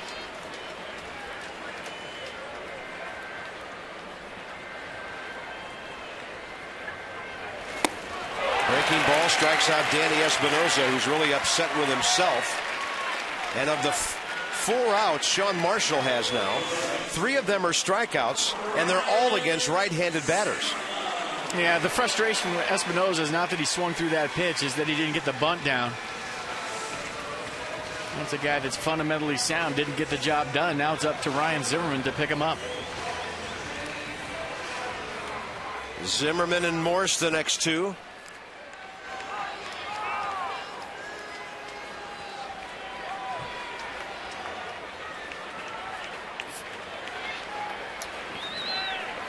Interesting that Mike Quaddy's leaving him to the lefty to face the big right-handers from the Nationals. Zimmerman, Morse, Espinosa's been swinging it good from the right side, so Yeah, nobody's throwing out there, and the only hit he's given up was to a lefty.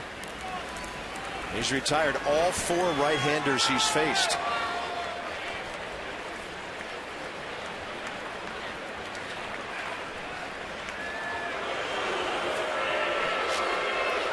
He's not really making the quick move to first to take out Bernardina's legs here. Roger able to pretty much stroll back into the bag.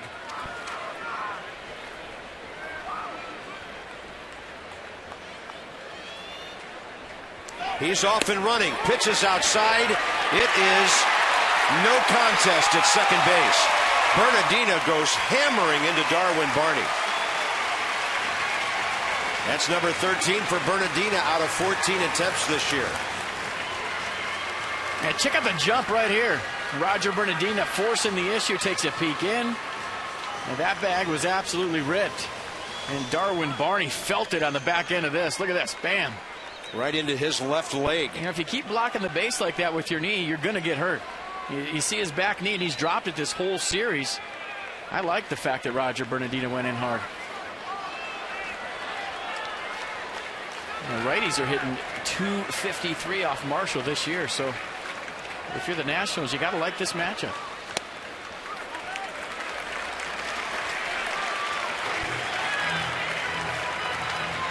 Righties .253, lefties .230, and the big boppers are coming up for the Nats.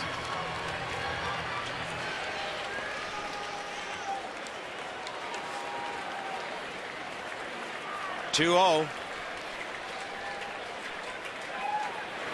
And Zimmerman takes that breaking ball that Marshall has been throwing so effectively to the right-handers.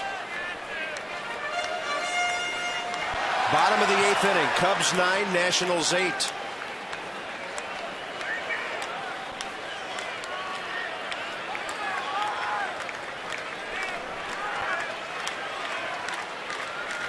Targets inside.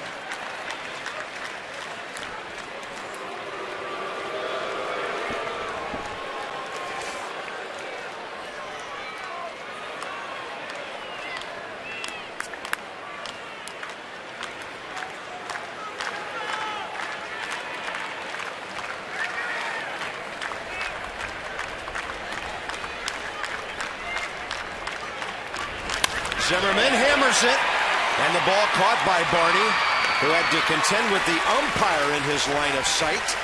And then Bernardina goes to third with 2 down. He was hanging around the bag to keep Bernardina close.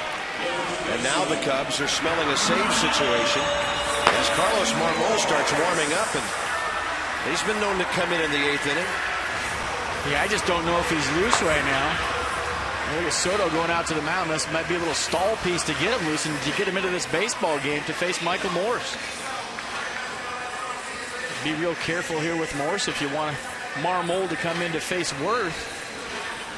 Generally speaking, you don't want to put the go-ahead run on base this late.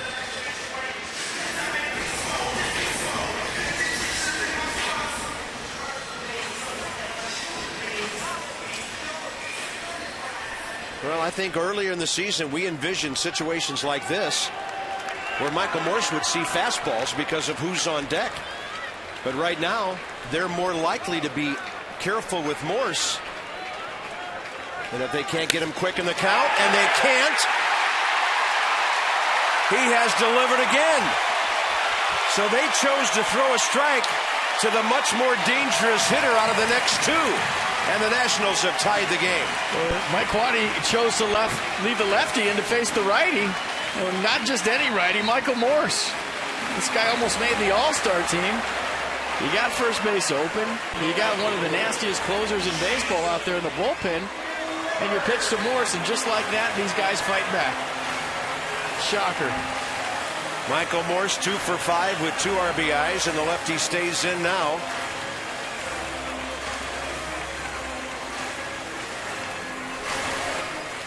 Jason Worth with an RBI hit and a walk tonight. But if you're the Cubs, who would you rather face right now, Michael Morse or Jason Worth? Well, you just can't put the winning run on first base. I think if you're the Cubs, You probably want a right-on-right matchup, but he's saving his closer. And the bullpen has been used a lot tonight. You look at all the guys Mike Quaddy's gone through to get to this point. When you're down by 8 runs as a manager, you have to fire all your bullets and keep the game right where it's at. I totally agree with you. Carlos Marmol has faced one batter in this entire series, and he threw the wild pitch that lost the game. I mean, it's not like he's tired.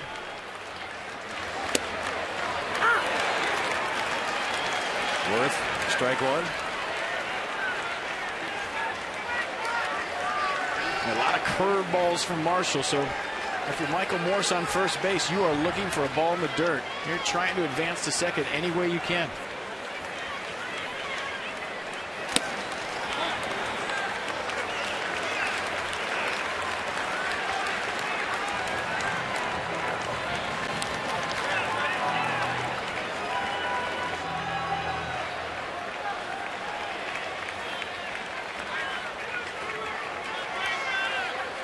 Ball, 1 strike with 2 outs. Worth takes a breaking ball inside. Good take. Turns the count in his favor.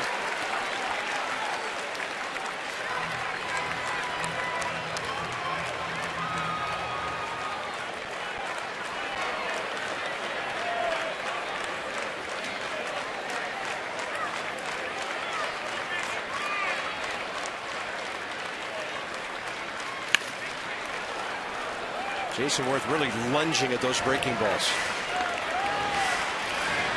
And that's all he's seen so far in this at-bat. We got a lefty on deck and Rick Ankiel. Probably not going to give you a whole lot to hit in the form of a fastball.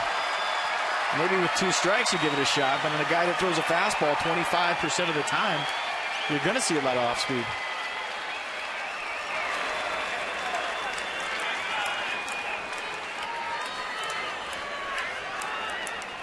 Two and two. Short lead for Morse. Worth slaps one hard. Barney has to play it to first. It was going to be too close at second. The Nats tie the game, and it's 9-9 into the 9th.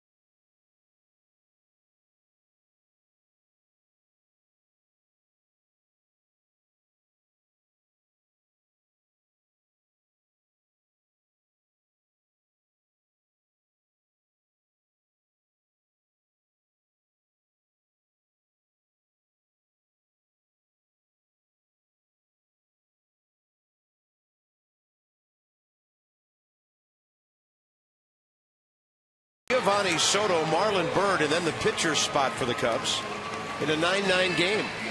Trent Jewett, Davey Johnson, Steve McCaddy. So you wanted a laugher, huh? And little did we know we'd be pulling out this number again tonight. Well, that's the way they roll. Soto tonight with a base hit and a walk. He's 1 for 3. And in the series, 6 for 15.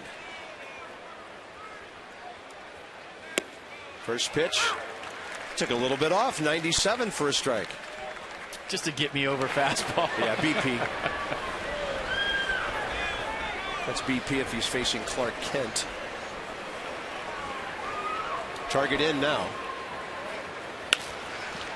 Zimmerman off his glove. Do or die play at the hot corner. And I'm not sure Rodriguez got that pitch in far enough where Ramos wanted that.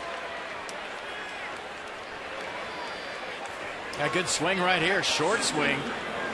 Ryan gets the in-between hop. He tried to flag it down. Not a whole lot you could do. That's a base hit all the way. That ball was scalded. Getting contact with the glove and the ball there, a major accomplishment. Here's Marlon Byrd. We'll wait to see who comes out on deck. The Cubs only have 2 position players left. Outfielder Tony Campana, who pops out, and then their backup catcher Coy Hill.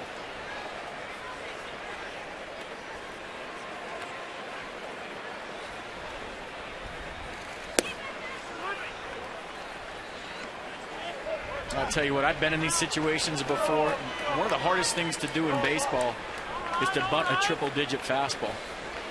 And to be able to kill it and get the runner over, especially when the runner's a catcher on first base. A below-average runner, 100-mile-an-hour fastball. A lot of times you'll see guys bunt it way too hard. It's not an easy thing to do.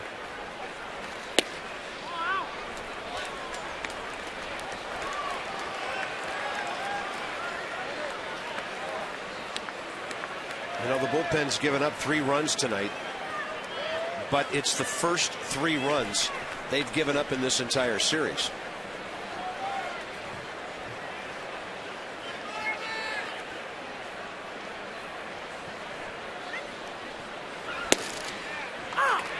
I think maybe that was take out of a bunt stance, the sign given from Mike Quaddy.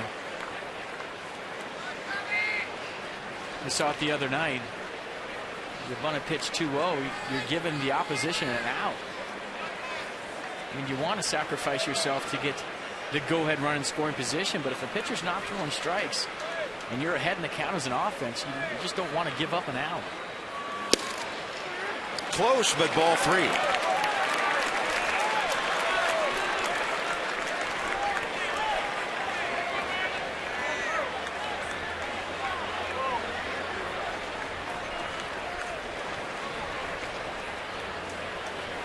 Tie game, top of the ninth. Cubs have their leadoff man on and in danger of getting another here. There's the bunt. Rodriguez goes to second and gets the out. Only a pitcher who can throw that hard gets that assist. 1-6. And I thought he was going to be safe at second base, but it is hard to bunt a 96-mile-an-hour fastball. And you look at Bird, he just bunted too hard. We talked about how it's hard to deaden that pitch. Great play by Rodriguez. Good stretch on the backside for me and Desmond, and that ball was simply bunted too hard.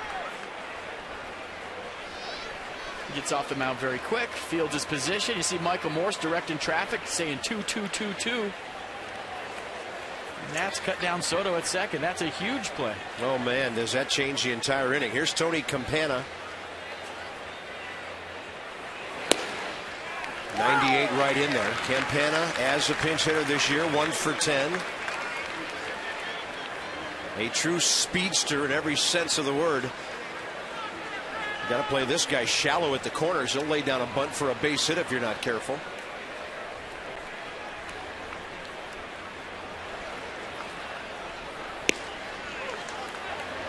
And Henry goes with the 90-mile-an-hour changeup outside. So the 1 for 10. Cubs have had 2 pinch hits already tonight. One of them a 3-run homer from Blake DeWitt.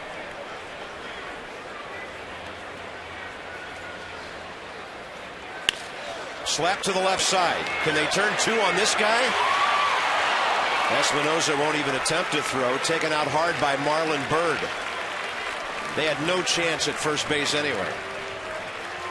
Yeah, Danny ESPINOSA always trying to make the spectacular play. You look at the chopper from Campana, and there is no chance at a double play here. And that's one, as Danny ESPINOSA matures and plays longer in this league, that he'll just stretch for and get out of the way. You know, as soon as that ball was chopped, if the double play is off, you just act like a first baseman, stretch toward your shortstop, and get the out, and get the next hitter. Very fast runner at first now with 2 outs. We'll see if Campana's on the move. He's 9 out of 10 this year. He's going on the first pitch. Ramos can't make the connection.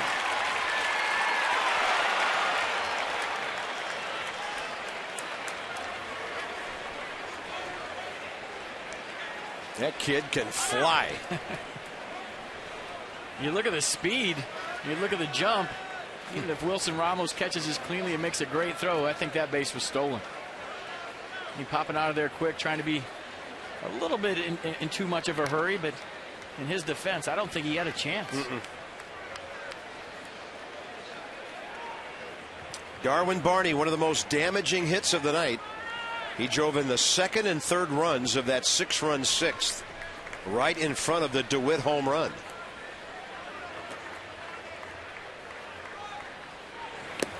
Ball 2. And I think if you're in the outfield for the Nationals right now, you have to cheat in to be able to throw out the speedy Campana. If Barney beats you deep, he beats you deep, you tip your cap. This is one of those times where you almost have to pinch in like a pitcher's hitting so you have a chance because of the speed of the runner on second base.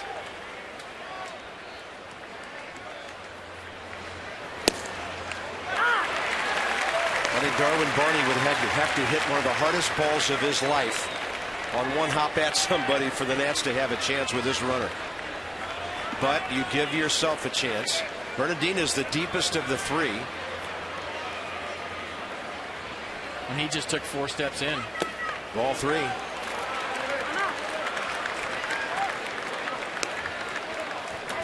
In fewer than 2 innings, Henry Rodriguez is up to 37 pitches here.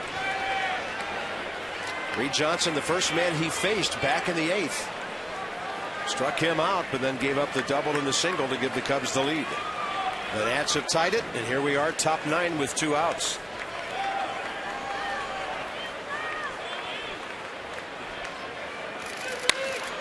That is trouble if it's fair. It is both, and the Cubs have the lead. 6 runs given up by the starter, and now 4 by the bullpen tonight. And we talked about it in the first game of this series. 2 of the best young second basemen in the National League going head-to-head. And Darwin Barney is having a night. That's his 3rd hit and his 3rd RBI, and none bigger than this with 1 swing. Just got a center cut fastball inside out of it down the line. Jason Worth cheating up to be able to throw out Campana from second base. And that is just a clutch piece of hitting by a good young second baseman. Former All Pac-10 performer at Oregon State.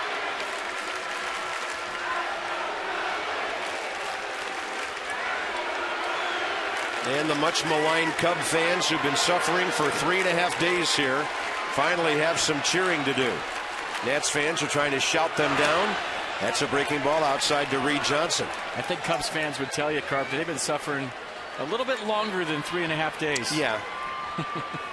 Well, I know there's a sign that pops up at ballparks every once in a while with a Cubs logo that says anybody can have a bad century. You have to admire Cub fans for what they have to put up with year after year. And I really thought back in 2003, when they lost that unbelievably heartbreaking series to the Marlins, that it would take them years to recover. So far, that prediction has been pretty good. They have been in the playoffs since then, but really nowhere near going to the series. In 2007, they went to the division series and were swept by the Diamondbacks, and that's been it since the so-called Bartman episode back in 2003. Pat Listash, former Nats coach, alongside Mike Quaddy. Ryan Matthews up again. The Nats will have Ankiel, Ramos, and Desmond up, bottom of the 9th. And will be down by at least 1.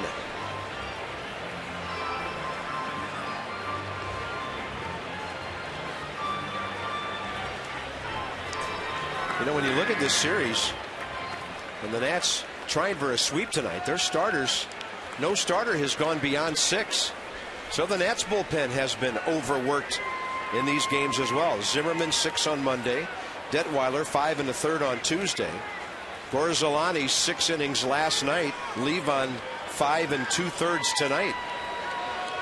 So the bullpen has had to shoulder a tremendous load here.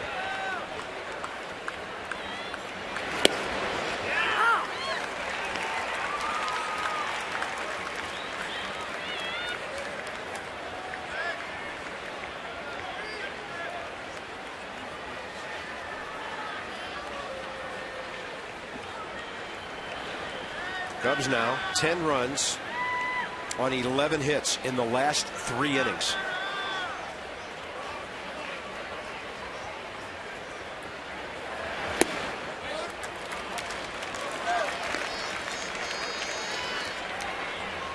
Henry got the first 2 batters in the 8th. 2 of the first 3 here in the 9th. Closing out innings has been his big obstacle.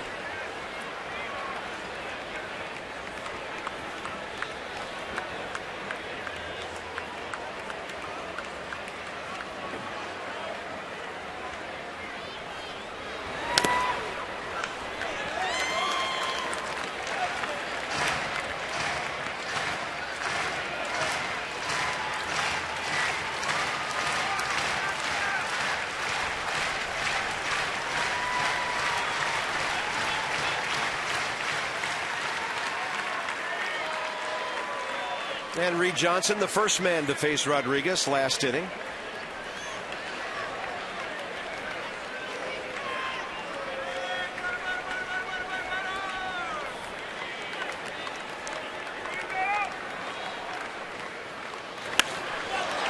That ball pretty well hit out to left center, but Bernardina's there.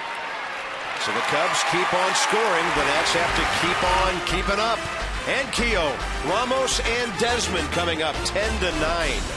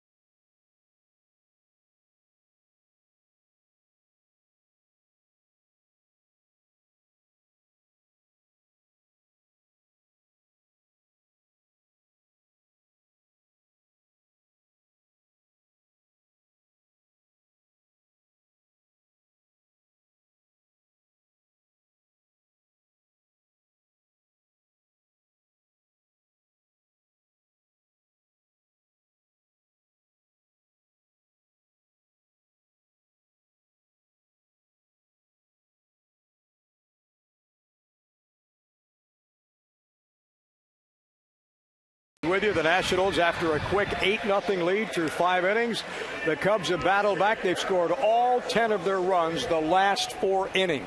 Yeah, they've struck 15 hits. There's balls going all over the ballpark tonight.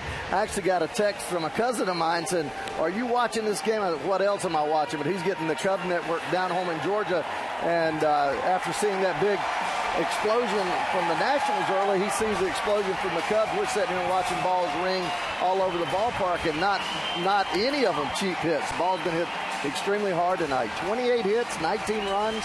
Whew. Now let's see if the Nats can come up with another walk-off bottom of the 9th win tonight over the Cubs and sweep the series. Let's go back upstairs to Bob at FP. Thank you, gentlemen. Barney, no lovable dinosaur as far as the Nats are concerned tonight. He's got 3 RBIs, 4 drive of the game. And a couple of doubles. We're going to make this our 4th drive of the game. A nice piece of hitting on a center cut fastball.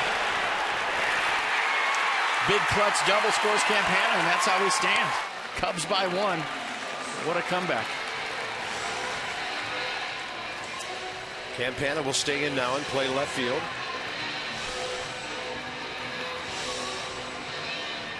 And so the pitcher batting 9th again, and that's Carlos Marmol.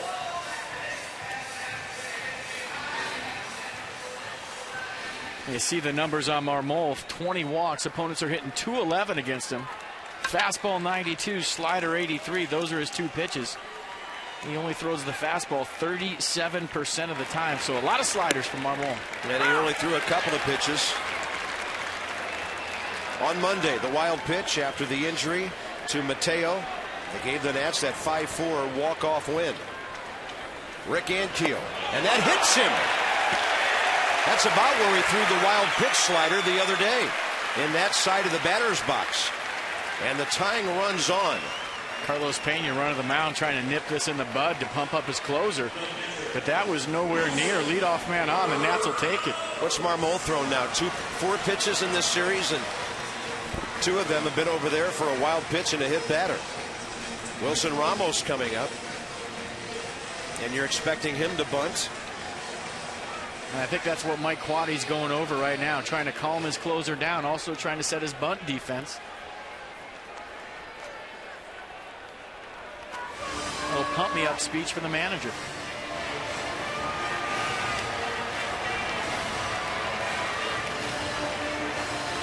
Nats are not done yet.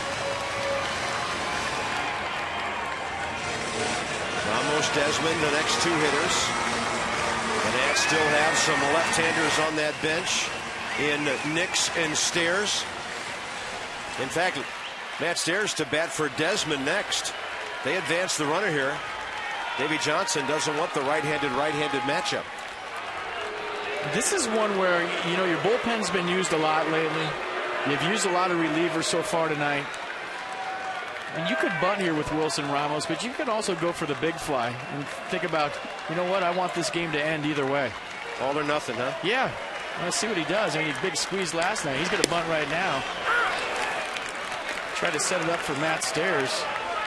A lot of times you see managers, even though they're the home team, play for the win, just because they've gone through so many relievers and their bullpen's been working so hard. Wilson Ramos, 2 sacrifice bunts on the year.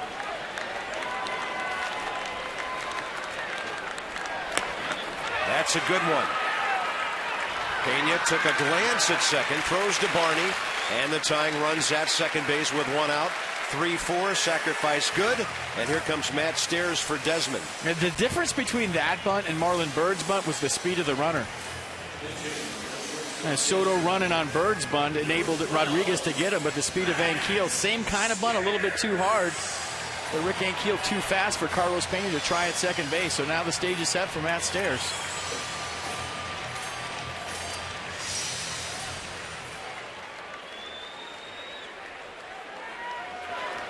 Matt Stairs pinch hitting this year, 5 for 35 with an RBI.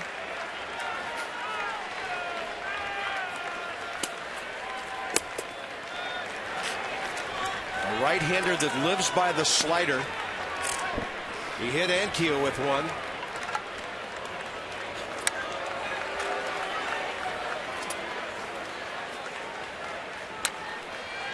That's good speed for the Nats, by the way, at second base. Now that is a tight slider. Yeah, so tight, Matt thought it was a fastball. So did I until he swung. I mean, Mumbold's got 2 sliders, a big sweeping one and that tight little one. He's got one little bounce with 2 strikes. That's a little bit low. Let's see, lefties have a little better chance against Marmol, but he is a tough at-bat.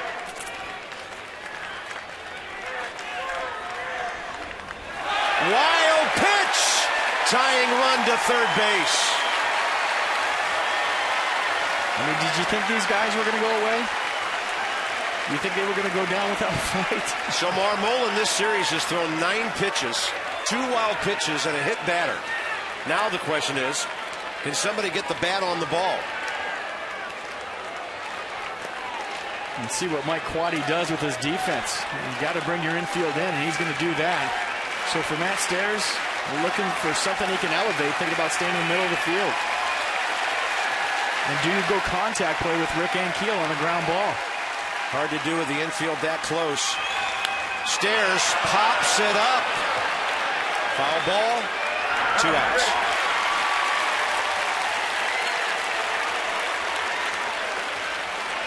And now it'll be Lance Nix. And he got a pitch. Look at that, right over the plate. Slider that didn't do a whole lot. And that's obviously a pitch Matt Stairs wants back. He's not going to be happy with that at bat. Lance Nix is a pinch hitter. 1 for 13 on the year with 2 RBIs. Now the Cubs infielders can back up.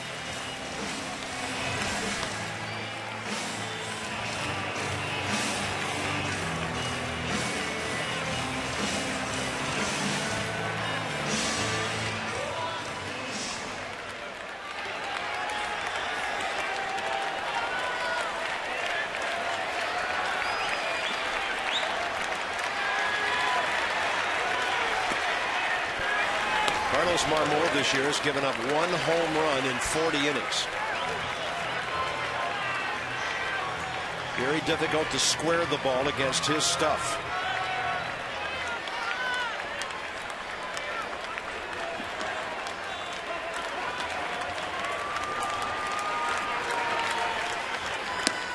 That's blown away, 2-0.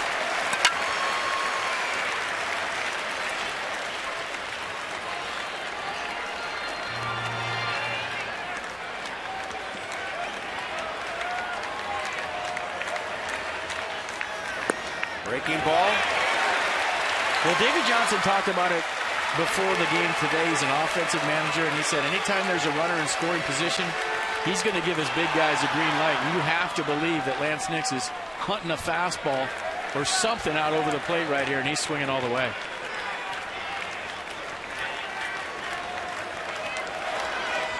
Not even close, and the winning runs on base. Roger Bernardina has 3 hits tonight, 2 runs, and RBI. I mean, if you're Roger right here, this at-bat, you have to tell yourself he's thrown a lot of wild pitches with the slider. He's not going to want to bounce one. So I'm looking for a slider, but I'm looking for a slider out over the plate. I think if you're Marmol, you're scared to throw that slider down in because you've thrown so many away recently. You don't have confidence in that pitch with the tying run at third base. I mean, you have to have ultimate confidence in Giovanni Soto to bounce that pitch in this situation. Alex Cora runs for Lance Nix. Breaking ball comes in for a strike. You see, that's not the nasty one because he's scared to snap it off. He doesn't want it to go to the screen. 10-9 Cubs. Nats down to their final out. Another one. Those are 2 right there.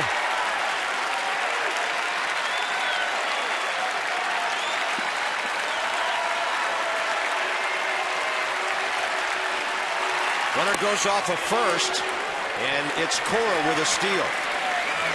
That's a nice block by Soto. That had 5-hole written all over it in tie game. And now Roger Bernardina has a chance to walk the Cubs off the field.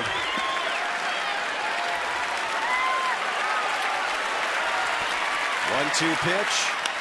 Bernardina hits the ball well, but it's going to be caught, and the Cubs steal one from the Nats tonight.